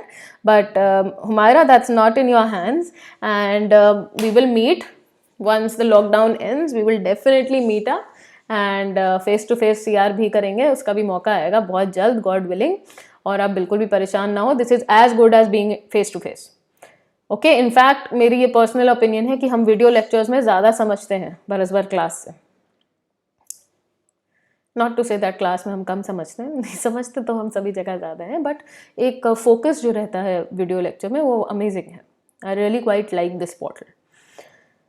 Okay, all done, clear? A correct. Can E be the inference? Neha Saharan. Sorry, I deleted that. Yeah, let me tell you that all premises का restatement they are inferences, so definitely, but not a very good inference. अच्छी inference वो होती है when you read between the lines and you infer from something which is between the lines. But yes, अभी के लिए E inference हो सकती है, अच्छी inference definitely नहीं, but हो सकती है। तो गुरुदत्त अपने आप से कह रहे हैं कि या it can be the influence. Okay, right, so you people have become CR faculties also. That's awesome, that's great. I quite like the communication that is happening on the live chat, and great. Now the next question, next. तो अभी हम क्या करेंगे? Which of the following most accurately expresses the conclusion drawn by the argument as a whole? All right, and then we move on to straight away strengthening and weakening arguments. उसके बाद एक और है, छोटा सा है passage, और हम we move on to strengthening and weakening. So some paleontologists, those people who study fossils, all right, have suggested that Apatosaurus, a huge dinosaur, was able to gallop. Gallop means bounce, run very fast, tug-buck. This, however, is unlikely because galloping would probably break Apatosaurus's legs. Experiments with modern bones show how much strain they can withstand before breaking. By taking into account the diameter and density of Apatosaurus's leg bones, it is possible to calculate that those bones could not have withstood the strains of galloping. Which one of the following most accurately expresses the conclusion drawn by the argument as a whole? So again you have to find out the main conclusion. I know आपको option E नहीं दिख रहा होगा, तो I will just shift it so that you can see it. All right. एक minute, तो मैं ए को थोड़ा ऊपर कर दे रही हूँ ताकि आपको ई भी एक ही उसमें दिख जाए। Just 1 second, I will have to adjust the spacing. ये तो मेरे साथ क्लास में भी होता है, तो nothing new.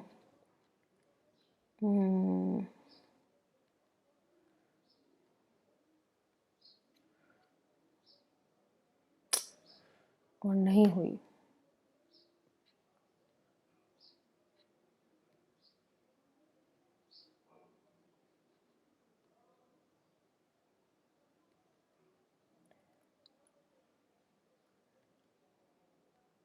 Right, now it's done. I hope you can see the question now. ये GMAT का इलस्ट्रेटिव एग्जाम्पल का क्वेश्चन है, GMAT क्लब फोरम से लिया गया है। तो some paleontologists have suggested that Apatosaurus, which was a huge dinosaur, was able to gallop. That means bounce and run quickly.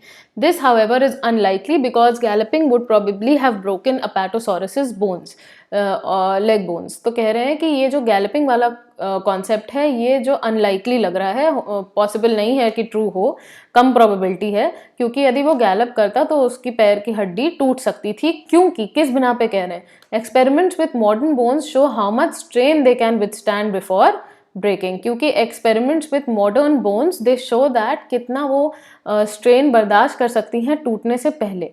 और यदि हम इस बात को अपने अकाउंट में लेते हैं, इस बात पे ध्यान देते हैं, the diameter and density of Apatosaurus's leg bones, then it is possible to calculate that those bones could not have withstood the strains of galloping. So which one of the following most accurately expresses the conclusion of the argument as a whole? Now यहाँ पे आपको दो काम करने हैं, सारी premises को बहुत ध्यान से पढ़िएगा, किस तरफ premises इशारा कर रही हैं, कौन सी लाइन ऊपर लिखी हुई है जो conclusion को सबसे अच्छे से sum up कर रही है, और उस लाइन का कौन सा ऑप्शन सबसे अच्छे से उस लाइन को कैप्चर कर रहा है, वही आपका आंसर है। Okay Okay, right. So I think I'll wait. Some paleontologists have suggested that Apatosaurus, a huge dinosaur, was able to gallop.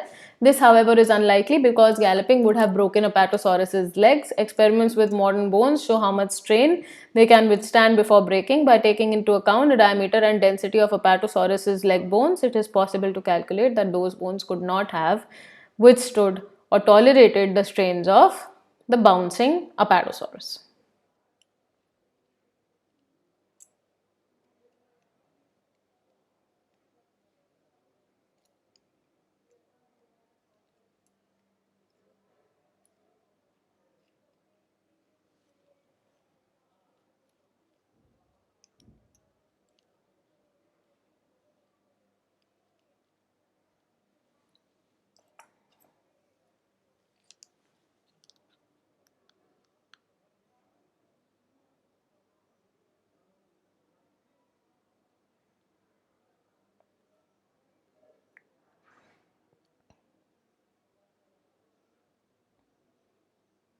Answers आने शुरू हो गए हैं मेरे पास. Correct. I started getting the answers. Right.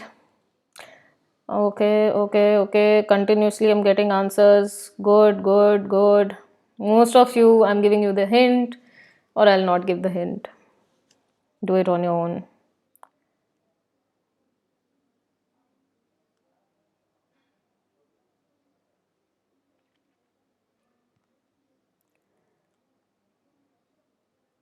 कोई तरीका अच्छा लग रहा है, मुझे तो अच्छा लग रहा है. It's really good. It's so interactive. मुझे दिख रहा है बच्चे क्या क्या आंसर कर रहे हैं. ओके.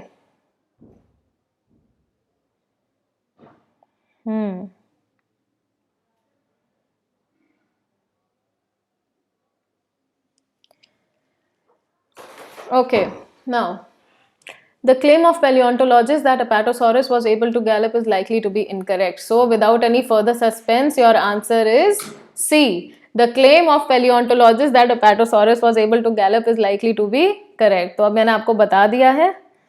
ओके, तो आंसर आपका सी है. और good. Shri Lakshmi, Anshu, answer is C. Vipul Solanki, right now you answered C. Prachi, answer is not D. Upendra Chandawat, the answer is not B. Gurudat, it is not D. Aman, it's C.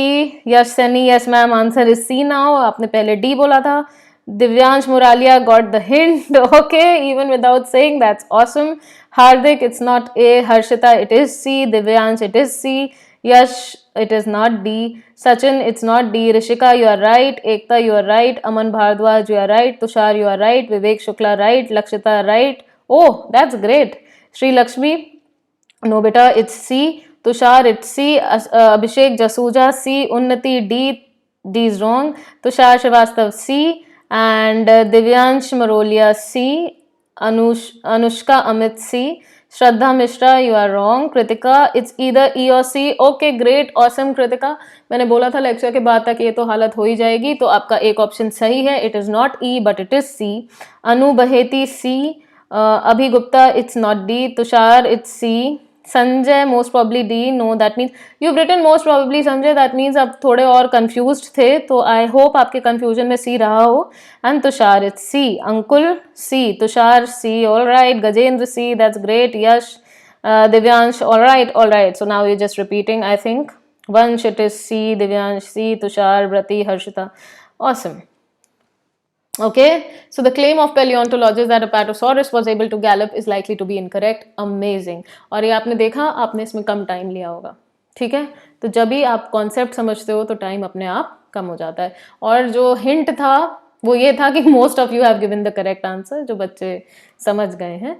और ये देखिए, ये आपका जो है बहुत बढ़िया कंक्लूजन दिया हुआ था, इंटरमीडिएट इनफैक्ट मेन कंक्लूजन दिया हुआ था. And this was the line you should have caught कि this however is unlikely because galloping would have broken Apatosaurus's legs. और क्यों टूटे होते उसके पैर, उसकी सारी एविडेंस यहाँ पर दी हुई है. तो इस एविडेंस के बिना पर ये निकलता है, इसी वजह से आपका क्लेम गलत होता है. बाकी सारे galloping would probably have broken the legs of Apatosaurus. It is possible to calculate, बिल्कुल पॉसिबल है. ये जो ई है ना, बहुत बढ़िया इन्फरेंस है, क्योंकि यदि ये ई ट्रू नहीं है तो फिर हम कैसे कंक्लूड कर सकते हैं कि मॉडर्न, ये तो मॉडर्न बोन्स की एनालिसिस थी ना, तो जिस बच्चों ने जिनमें ई दिया है आंसर, तो बेटा ई जो है वो इन्फ्रेंस है, कंक्लूजन नहीं है।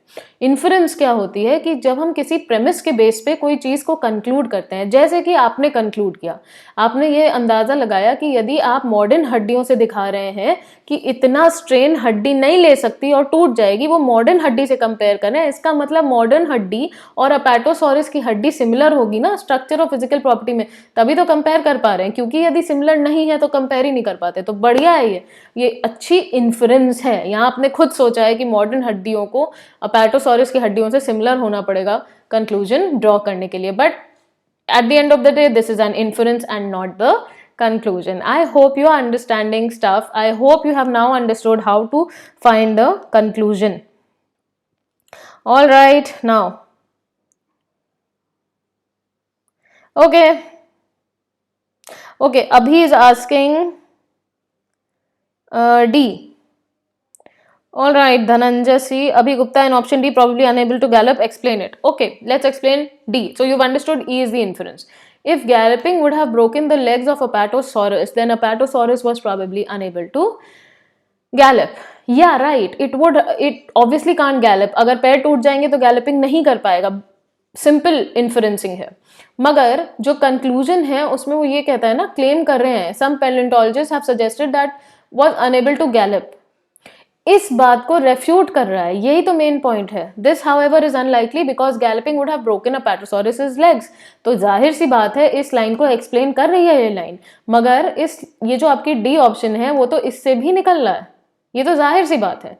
तो problem with D is it fails, I'm writing it out so that you can understand it clearly, to show the effect of galloping on the the effect of experiment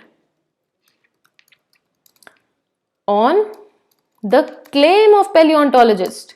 ये problem है। आपको समझ में आया बेटा कि ये जो डी ऑप्शन है इसमें ये नहीं समझ में आ रहा है कि पेलियोंटोलॉजिस्ट के क्लेम का क्या फर्क पड़ रहा है, जो कि ऑप्शन सी में साफ साफ लिखा हुआ है। और जो हमारा मेन पॉइंट है वो यही है कि एपेटोसॉरस जो है वो गैलप नहीं कर सकता, इसलिए क्लेम गलत होगा probably.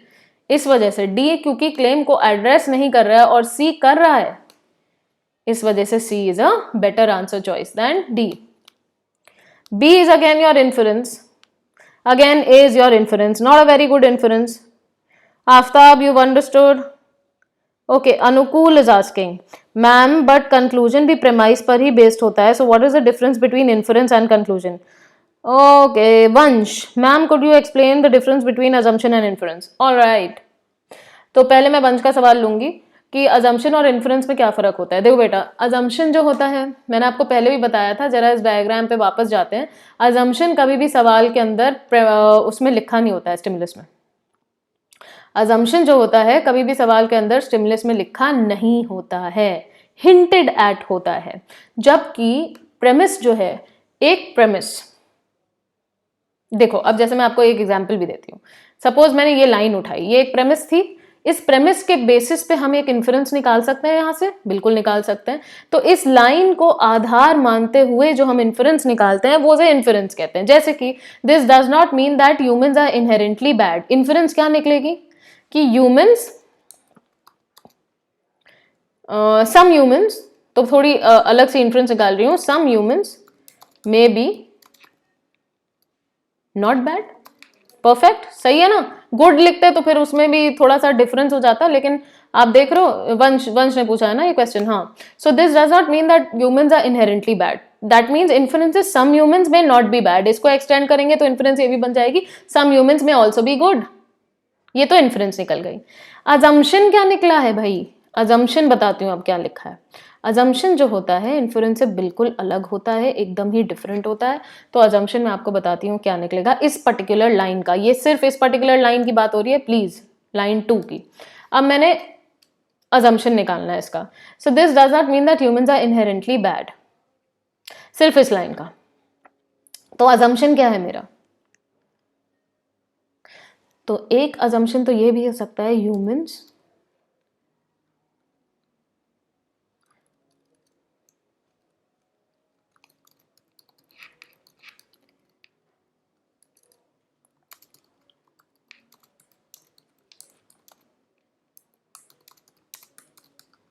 Now have you understood the difference between inference and assumption?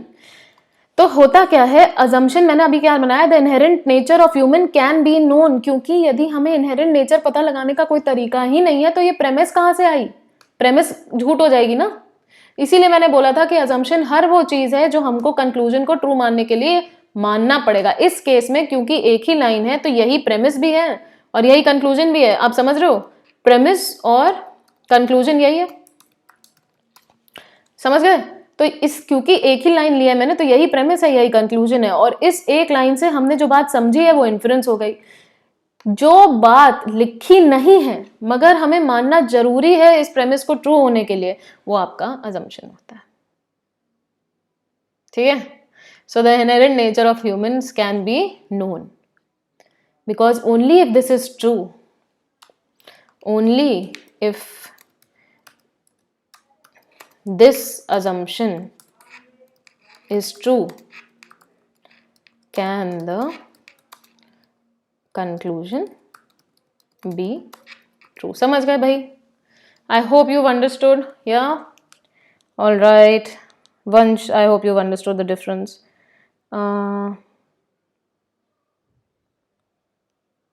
Okay, Dharmesh is asking, sorry ma'am, I get C is the answer, but what is wrong with B? I will just get to that. And thank you, वंश कह रहे हैं thank you, अरे यार welcome, thank you, you understood. एक बच्चे ने और पूछा था, हाँ अनुकूल ने पूछा था, मैम बट कंक्लूजन भी प्रेमाइज पर ही बेस्ड होता है, so what is the difference between inference and conclusion? बेटा बहुत सटल डिफरेंस है।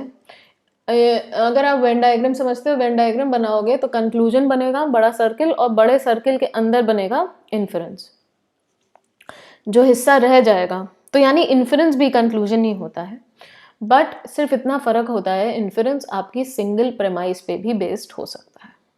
यानी जैसे मैंने आपको ये बोला ना, अभी मैंने आपको डेमोन्स्ट्रेट किया, इस एक लाइन के ऊपर पूरा पैसेज तो ये था ना, तो इस पूरे पैसेज के ऊपर जो हम निकालते हैं वो कंक्लूजन होता है, और जो एक लाइन के ऊपर निकलता है वो एक इन्फरेंस होता है, जो हम एक लाइन से समझ सकते हैं। यानी इस लाइन से, केवल इस लाइन को पढ़ के हम ये समझ सकते हैं, तो ये आपका इन्फ्रेंस हो गया। ऑलराइट, इन्फ्रेंसेस की अलग क्लास भी लगेगी और अजम्पशन की भी लगेगी।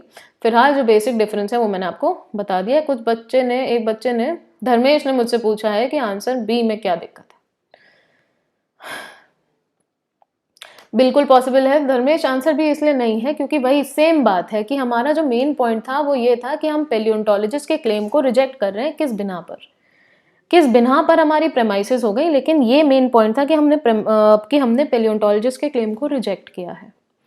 तो क्योंकि बी में भी वो बात नहीं हो रही तो बी भी एट बेस्ट इन्फरेंस हो जाएगा। अच्छा, यहाँ मैं आपको एक चीज और बताती हूँ, ठीक है? तो B is an inference, it is not the conclusion, क्योंकि same problem, it fails to show the effect of experiment on the claim which was the point of the author. Now एक पॉइंट मैं आपको और बताना चाहूंगी कि अब मेरा आपसे सवाल है, देखो सी तो हमने मार्क कर लिया कंक्लूजन है ना, इतना बात से आप सहमत होंगे कि सी हमने मार्क कर लिया है कंक्लूजन है। अभी हम क्या कर रहे हैं, अभी हम आपसे ये पूछ रहे हैं कि यदि आपको ऑप्शन ए, बी और डी और ई में से बताना हो कि बेस्ट इन्फरेंस कौन सी है तो क्या आंसर होगा, वो मैं आपको बता ही रही हूँ। आप कमेंट बॉक्स में अपने जवाब छोड़ सकते हैं। बेस्ट इन्फरेंस इज ई, क्योंकि इसमें आपने अपनी बुद्धि लगा के इन्फरेंस निकाली है और वो इन्फरेंसेस बेस्ट होती हैं, बजाय इसके कि आप पूरी पूरी प्रेमाइस हूबहू लिख दें। वो इन्फरेंस वो भी कहलाएगी, लेकिन इन्फरेंस सबसे अच्छी वो होती है जिसमें you have thought and red between the lines and which is your option E. अच्छा, अब हम इसको यहीं पे स्टॉप करते हैं। स्ट्रेंथनिंग वीकनिंग पढ़नी है हमको, तो मैं आपके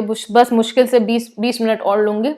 तो आई होप आप बोर ना हो रहे हो, आई जस्ट होप आप ये लेक्चर पूरा ही देख के जाएं, क्योंकि ये एक सीक्वेंस टूट जाएगा फिर स्ट्रेंथनिंग और वीकनिंग का। तो अभी अगर आप बच्चे कनेक्टेड हो तो अभी थोड़ा और बर्दाश्त कर लो मुझे, फिर I will just stop, I will stop. Alright, so या now let's proceed.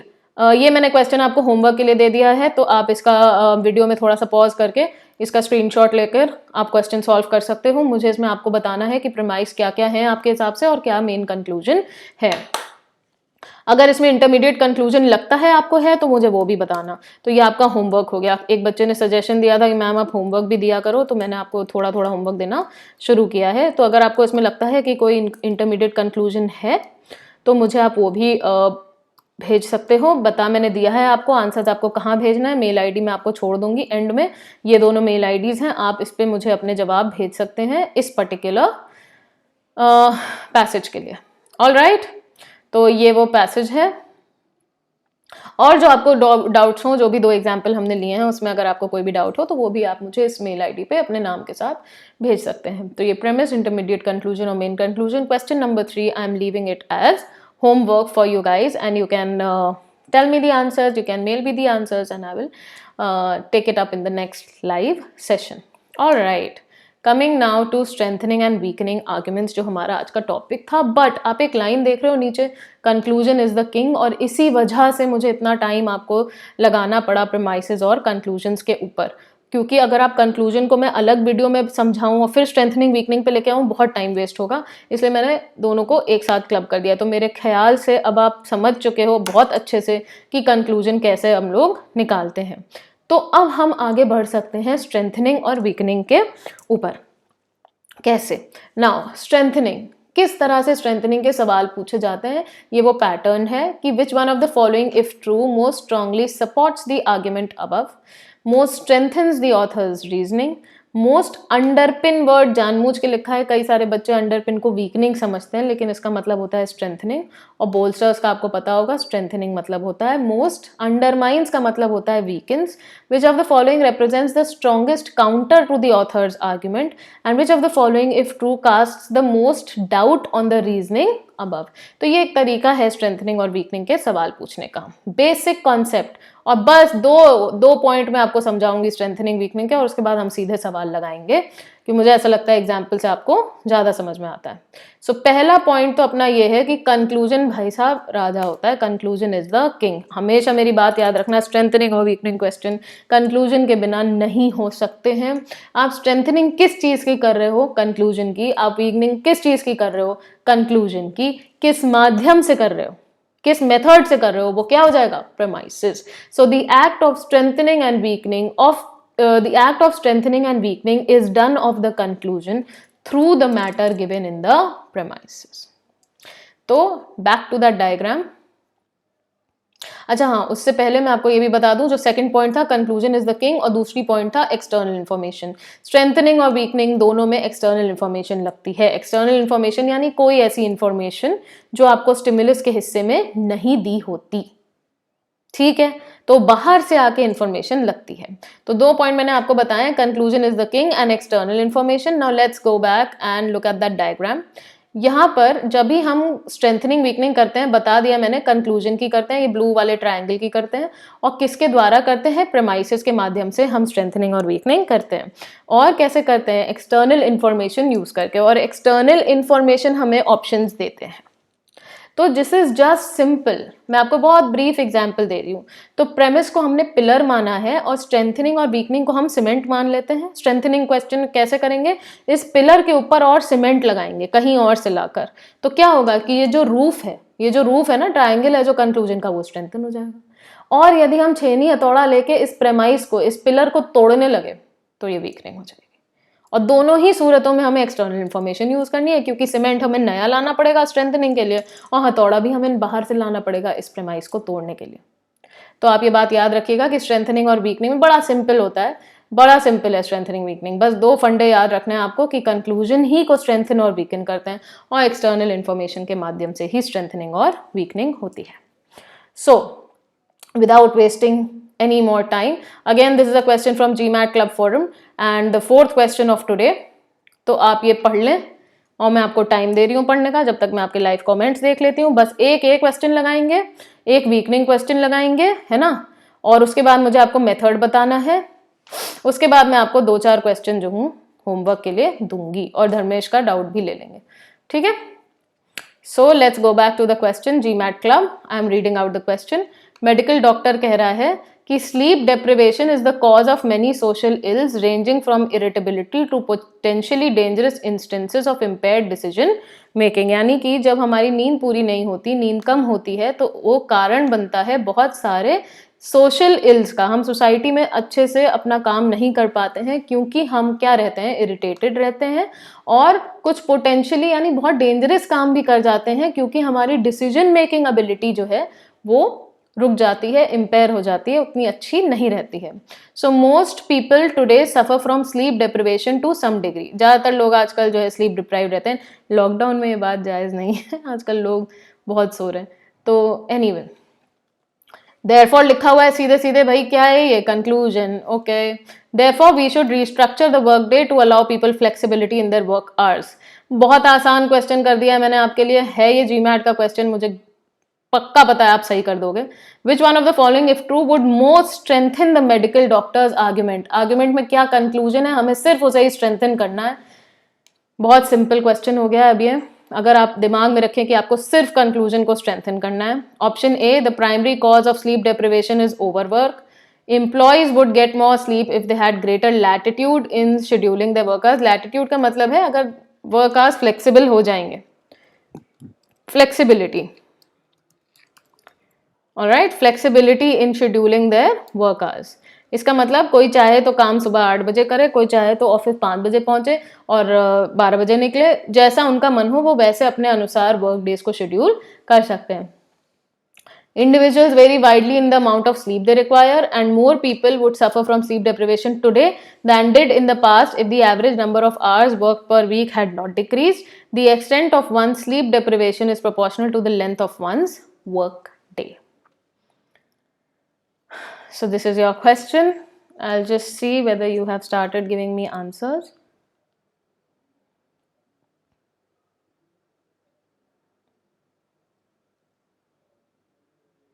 Okay, Queen Verma, thank you. Okay, Sanjeev Yadav is saying, यार देखो मैं आपको सच्ची बता रही हूँ, ये मैसेज हैं तो मैं पढ़ा रही हूँ. और मुझे ऐसा लग रहा है आज का सेशन बहुत ज़्यादा लंबा हो गया. पर देखिए, सेशन लंबा हो जाए कोई दिक्कत नहीं है, पर बीच में कॉन्सेप्ट छोड़ेंगे ना तो आपको भी अच्छा नहीं लगेगा और मुझे खुद गिल्ट रहेगी कि देखो मैं पढ़ा सकती थी बच्चों को, मैंने नहीं पढ़ाया. ठीक है, तो मैं तो पढ़ा रही हूँ आपको, जब मन हो फिर आप बाकी का पोर्शन सुन लेना, क्योंकि बच्चे कह भी रहे हैं, संजीव भी बोल रहा है, we are here to study only, we are not in a hurry, we will certainly remain connected. Surya CR का सेकंड वीडियो नहीं मिल रहा है, तो सूर्या एक काम करना, जब ये लाइव सेशन खत्म होगा मैं तीनों वीडियो के लिंक आपको छोड़ दूंगी सभी बच्चों के लिए. तो आप एक काम करना, मैं उसमें सीक्वेंस भी डाल दूंगी कि पहले ये वीडियो देख, फिर ये वीडियो, फिर ये वीडियो, फिर ये वाला वीडियो. ठीक है, तो तुमको सारे वीडियो एक ही जगह पे मिल जाएंगे. ठीक है, ओके. आंसर्स आने शुरू हो गए भाई. हाँ, अब कुछ बच्चे जैसे ये ना आंसर में, पोर्टल में कब तक आएगा वीडियो भाई? अभी आ जाएगा पोर्टल में, चिंता ना करो अभी. और धर्मेश ने बोला है ए और ई हो सकता है, Dhananjay B, Riya B, Anukool B, Gurudatt ने बोला है ई और बी. अगर जो बच्चे जैसे दो ऑप्शन में कंफ्यूज हो तो मुझे दोनों ऑप्शन लिखना. हाँ, तो फिर मैं ना उसको और अच्छे से समझाने की कोशिश करूँगी आपको.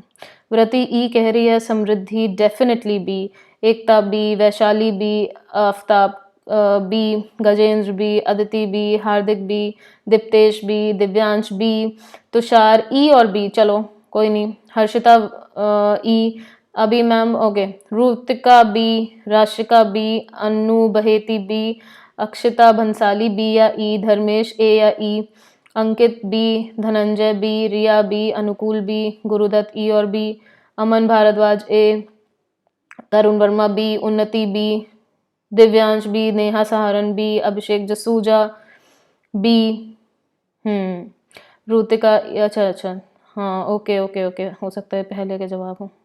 अभी जवाब आ रहे हैं, धड़ाधड़ जवाब आ रहे हैं. Tarun Verma B, Samarth Pathak B, Iman Nahar B, Unnati B, Aman A और B, Pallavi B.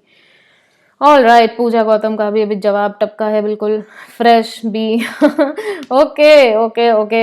It is really heartening to see so many people online and you know listening to these lectures. It's really great. Laxman B, Pooja या बी.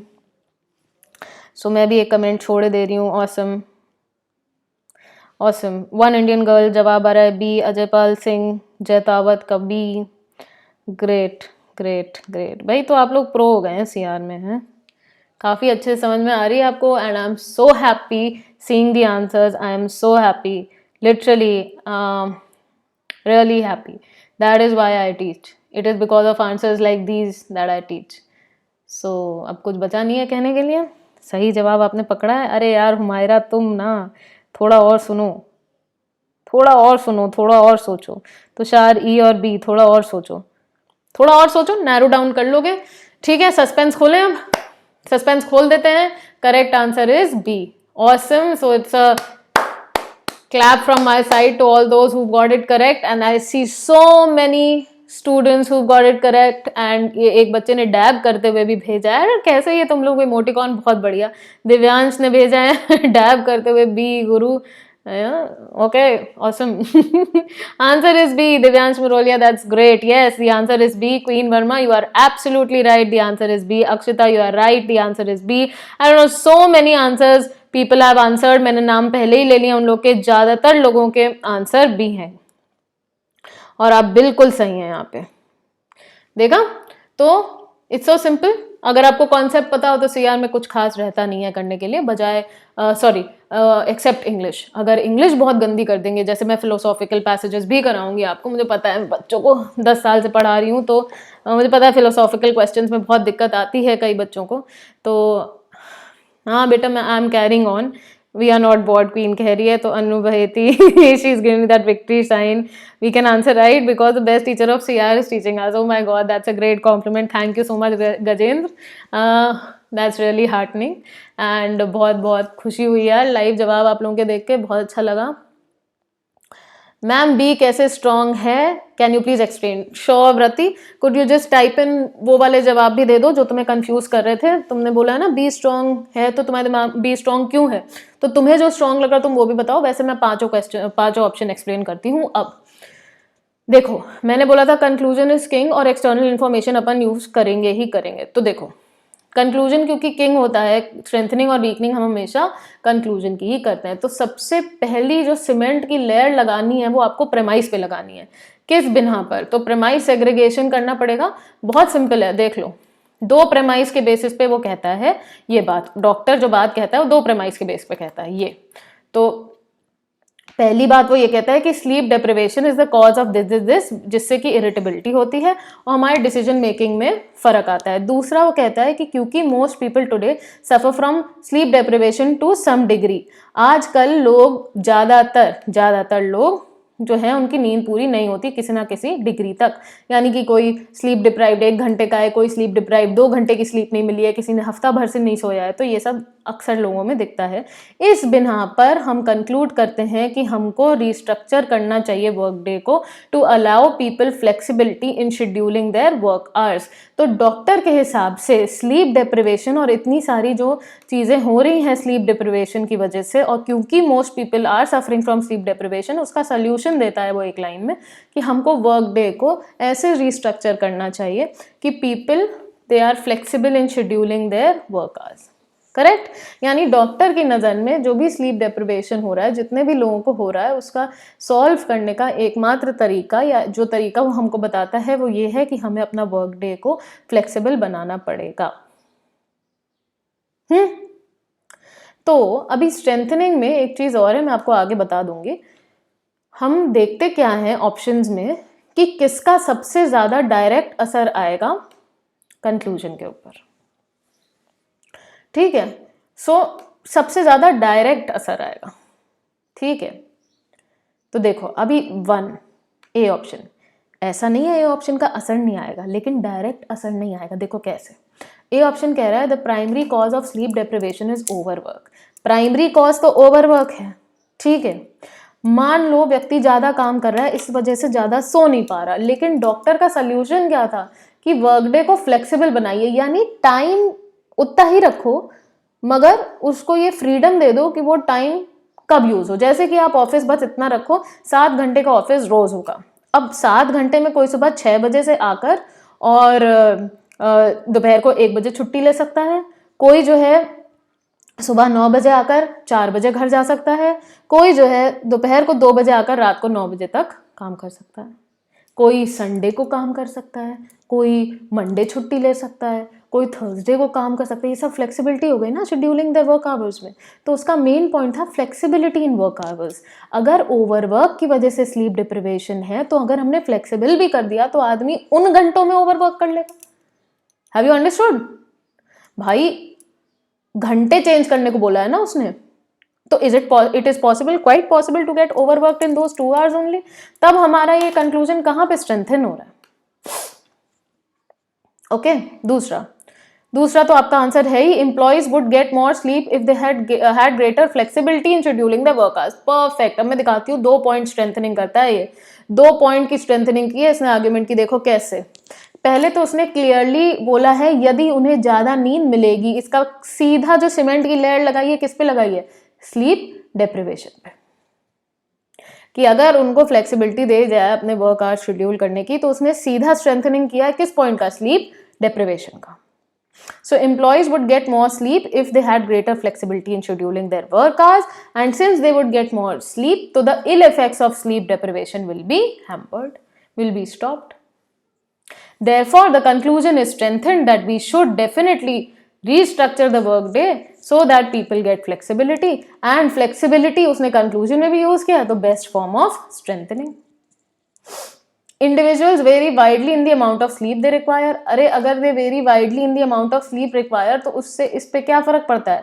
यहाँ तो ये बात भी ट्रू है ना कि कोई 2 घंटे बाद भी उतना फ्रेश हो सकता है, तो ये तो हल्की वीकनिंग हो गई। अगर आप ये जता रहे हैं कि भाई 100 लोग हैं और हर एक को डिफरेंट मात्रा चाहिए नींद की, तो इसका एक स्पेक्ट्रम तो ये बना कि किसी को 10 घंटे की नींद चाहिए, और दूसरा स्पेक्ट्रम क्या बना, किसी को 2 घंटे की भी नींद काफ़ी है। तो ये तो हल्की वीकनिंग भी आ गई, क्योंकि 2 घंटों वालों के लिए तो फ्लेक्सिबिलिटी चाहिए नहीं हमको वर्क आवर में। इसकी जगह अगर ये लिखा होता ना, everyone requires a minimum of 8 hours of sleep every day, then it would have been some sort of strengthening. अच्छी नहीं होती मगर स्ट्रेंथनिंग होती। अभी इस ऑप्शन में वीकनिंग का भी पहलू मौजूद है, आप समझ रहे हैं मेरी बात। इस ऑप्शन को कोई वीकनिंग ऑप्शन की तरह भी इस्तेमाल कर सकता है, क्योंकि यहाँ पे जो वर्ड्स यूज हैं वो बहुत वेग हैं। वेरी वाइडली तो बहुत बड़ी रेंज हो गई, 0 to 100 hours per week. Have you understood? So more people would suffer from sleep deprivation today. जैसे ही इस तरह का ऑप्शन आता है ना, क्लियरली रिजेक्ट।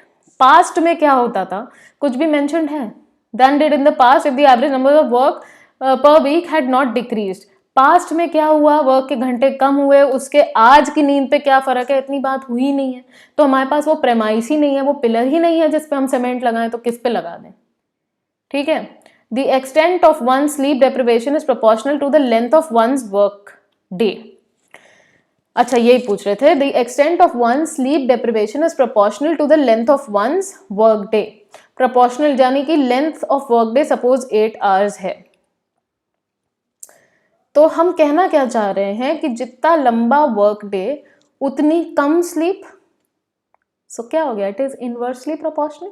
जितना लंबा वर्क डे उतनी कम स्लीप। भाई इंटेंशन तो यही है ना, यही बोलना चाह रहे हो ना, the extent of one sleep deprivation is proportional. अब यही होता है सीआर के ऑप्शन में। अब बच्चे ने जल्दी में पढ़ लिया, प्रोपोर्शनल मतलब दोनों बढ़ रहे हैं, प्रोपोर्शनल दोनों बढ़ना तो नहीं है इस केस में, क्योंकि यदि आप वर्क डे बढ़ा रहे हो तो फिर आपका sleep deprivation the extent of, oh sorry, right, yeah, you are right, the extent of one's sleep deprivation is proportional to the length of one's work day. अच्छा, क्योंकि sleep deprivation है, मैं आपको जो एक्सप्लेन कर रही थी ना वो sleep था, तो अगर ये ऑप्शन होता the extent of one's sleep is proportional to the length of work day, तब हमारा वो इनवर्स वाला फंडा काम करता है। लेकिन इस केस में क्योंकि डेप्रिवेशन है, आई एम सॉरी, तो आप ये छोटी सी ग्लिच मेरी तरफ से माफ कर दीजिएगा। तो मैं आपको ये बता रही थी, हाँ, the extent of one's sleep deprivation is proportional to the length of one's work day। हाँ, तो क्योंकि स्लीप डेप्रिवेशन लिखा है तो अब सही है। तो अगर लेंथ ऑफ वर्क डे हम बढ़ाएंगे तो हमारा स्लीप डेप्रिवेशन बढ़ेगा, अब सही है। तो मतलब हमें नींद पूरी नहीं मिलेगी। अच्छा, मान लो हमने इसको यूज किया स्ट्रेंथनिंग के लिए। बहुत ध्यान से सुनिएगा, बहुत मेजर पॉइंट है कि हमने इसको यूज किया स्ट्रेंथनिंग के लिए। अब मुझे बस एक बात बताओ, उसका ये पार्ट जो है वो एड्रेस हो रहा है? वर्क डे को रीस्ट्रक्चर करने में ये कैसे सहायक है, ये प्रूव हो रहा है। The extent of one sleep deprivation is proportional to the length of one's work day, so we should restructure the work day to allow people flexibility. यहाँ आपने जो रीस्ट्रक्चरिंग ऑफ वर्क डे समझ लिया ना, वो गलत समझ लिया। इन्होंने लोगों को ये लिबर्टी दी है कि अपने जो घंटे हैं ना काम के, वो अपने हिसाब से चला लो, पर ये नहीं पता है हमें कि उन्होंने 2-2 घंटे का गैप दिया है, किसी को 1 घंटे का, या गैप लेने की परमिशन भी दी है। उन्होंने सिर्फ ये बोला है वर्क डे को रीस्ट्रक्चर करो ताकि लोग अपने हिसाब से जो है वर्क आवर्स शेड्यूल कर सके। गैप मौजूद रहेगा कि नहीं, नहीं पता है। प्लीज अंडरस्टैंड, यहाँ पे इस ऑप्शन में क्लियरली ये मौजूद है कि कोई व्यक्ति 5 बजे सुबह आके 1 बजे तक काम कर सकता है, 12 बजे तक काम कर सकता है, लेकिन at a stretch.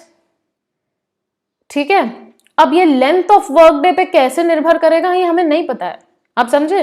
Length of once Workday, तो ये इम्प्लीकेशन आ रहा है कि किसी का वर्कडे 2 घंटे का भी हो सकता है, 2.5 घंटे का भी हो सकता है, बट यहाँ पर वो इम्प्लीकेशन क्लियर नहीं है क्योंकि उन्होंने वर्कडे में फ्लेक्सिबिलिटी मांगी है for scheduling of work hours. This does not mean there is a reduction of work hours and this does not probably give you the freedom to put in gaps between the work hours. So that's why this is incorrect. Length of one's workday से ज़्यादा जो है ज़्यादा exact हो गया, conclusion इतना exact नहीं. That's why. All right, now okay. So एक काम करते हैं, मैं आपको पहले फंडे बताती हूँ स्ट्रेंथनिंग अ कॉजल रिलेशनशिप के. So X caused Y, और मान लो X caused Y, जैसे कि sleep deprivation caused a lot of illness. तो अगर इसे हमें स्ट्रेंथन करना है तो स्ट्रेंथन ऐसे भी कर सकते हैं that no other thing causes as much effect on illnesses as compared to sleep deprivation. तो this is a very nice method of strengthening. जैसे मैंने आपको एक एग्जाम्पल देती हूँ, increased sugar intake causes diabetes. अभी हमें इस लाइन को स्ट्रेंथन करना है, समझ गए आप? इसका ये मतलब है हमें इस लाइन को स्ट्रेंथन करना है. Increase sugar intake causes diabetes, तो मैं नीचे क्या लिखूंगी कि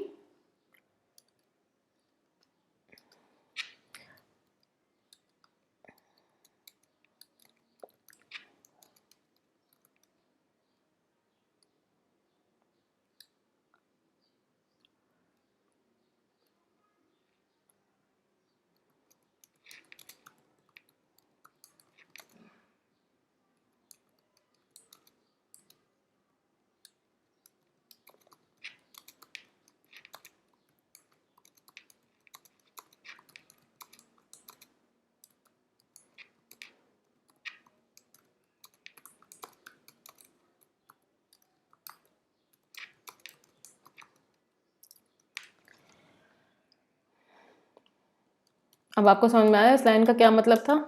तो मैंने आपको ये डेमोन्स्ट्रेट कर दिया कि ये आपका कंक्लूजन था कि increase sugar intake causes diabetes. अब ये कह रहा है स्ट्रेंथन अ कॉजल रिलेशनशिप. इसका मतलब होता है कि हम किसी तरह से ये दिखा दें कि शुगर इनटेक सबसे इंपॉर्टेंट फैक्टर है डायबिटीज कॉज करने के लिए, या हम ये दिखा दें कि कोई ऑल्टरनेट फैक्टर उतना इंपॉर्टेंट नहीं है जितना इंक्रीज शुगर इनटेक है, तो ये स्ट्रेंथनिंग हो जाएगी. So having irregular meals does not have that big a role as increased sugar intake has in causing diabetes. Have you understood? So this is one of the most important methods of strengthening. दूसरा important method है that we can strengthen an argument with different topics in the evidence and conclusion.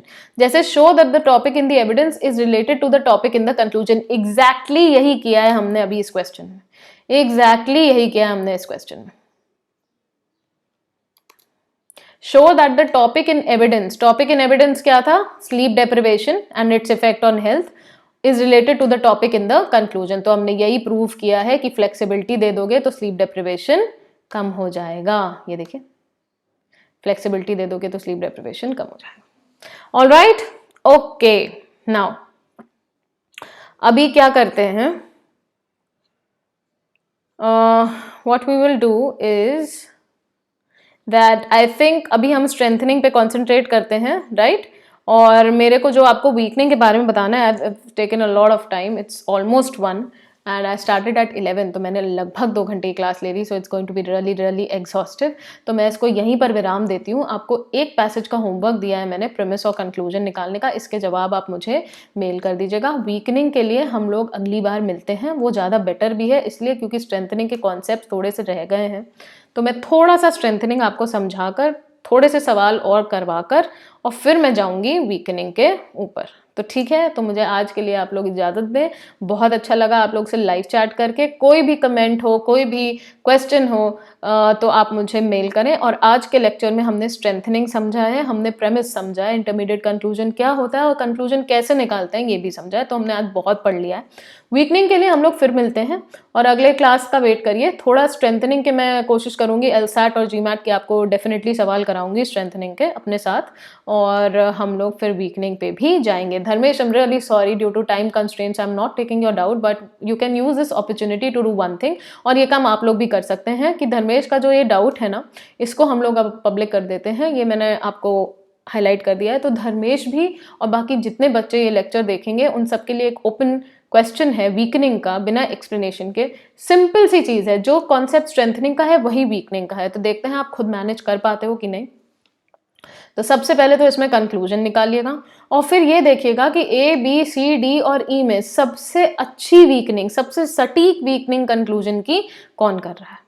Okay, सो आपके पास 2 homework हो गए। एक तो धर्मेश का doubt, जो कि एक बहुत ही आई थिंक क्या दिस इज जीमैट। ओके, जहां तक है this is GMAT, if I am wrong correct me, and the rest एक आप ये क्वेश्चन भी कर सकते हो। ठीक है, तो मुझे जब आप आंसर्स दोगे तो आप मुझे 3 आंसर दोगे। सबसे पहले आप प्रमाइसेस निकालोगे इस पैराग्राफ की, जो रह गया था हमारा ये वाला। तो पहला क्वेश्चन जो मैं आपको होमवर्क के लिए दे रही हूँ, मैं भी नोट डाउन कर लेती हूँ। तो होमवर्क के लिए आपके पास 2-4 क्वेश्चन हो गए हैं, अब अच्छे खासे लेवल के क्वेश्चंस हैं। तो पहला आप मुझे प्रेमाइसेस बताओगे क्वेश्चन 3 की। तो अगले लाइव क्लास में हम इसका होमवर्क लेंगे। दूसरा, स्ट्रेंथनिंग और वीकनिंग के अंदर आप मुझे आंसर बताओगे सारे। वीकनिंग मैं अभी आपको अवॉइड कर रही हूँ, इसलिए मैं क्वेश्चन नहीं दे रही हूँ। दूसरा, आप मुझे बताओगे 2 वीकनिंग क्वेश्चंस, तो हम लोग नेक्स्ट टाइम करेंगे। तीसरा, आप मुझे ये वाला क्वेश्चन करके बताओगे, क्वेश्चन 8। तो ये आप अपने पास नोट डाउन कर लीजिए और मुझे ऐसे ही आंसर चाहिए कि क्वेश्चन 3 में प्रेमाइस और कंक्लूजन का क्या आंसर है, क्वेश्चन 8 का क्या आंसर है, और धर्मेश के डाउट का, इसको हम नंबर दे देते हैं 9। ठीक है, तो आप अपना वीडियो अपने पास चालू रखिएगा, कई बार देखिएगा इन क्वेश्चंस के लिए। So I have given you 3 questions for homework, one of which is धर्मेश's doubt and that's a weakening question. अगर आपसे वीकनिंग ना हो छोड़ दीजिएगा, कोई दिक्कत नहीं है। 3 and 8 are both strengthening. 8 is your strengthening question and 3 में आपको प्रेमाइस एंड कंक्लूजन निकालनी है। तो ये मैंने आपको होमवर्क दिया है, ये आपके मेल आईडीज हैं जहां पर आप अपने जवाब मुझे भेज सकते हैं। अगर आप कमेंट में भी लिखोगे चलेगा, that's okay. Okay, so I am leaving with the mail ID, I am leaving you with the mail IDs, right. You can mail this और उसमें लिख देना होमवर्क बाय स्मृति मैम, और मुझे आप मेल कर सकते हैं, सॉरी आप इस पे मेल कर सकते हैं, मेरे तक पहुंच जाएगा। So very exhaustive session today and thank you so much for patiently listening to me. Thank you so much for all your comments and all your answers, and stay blessed and study hard. This is Smriti signing off. Bye bye.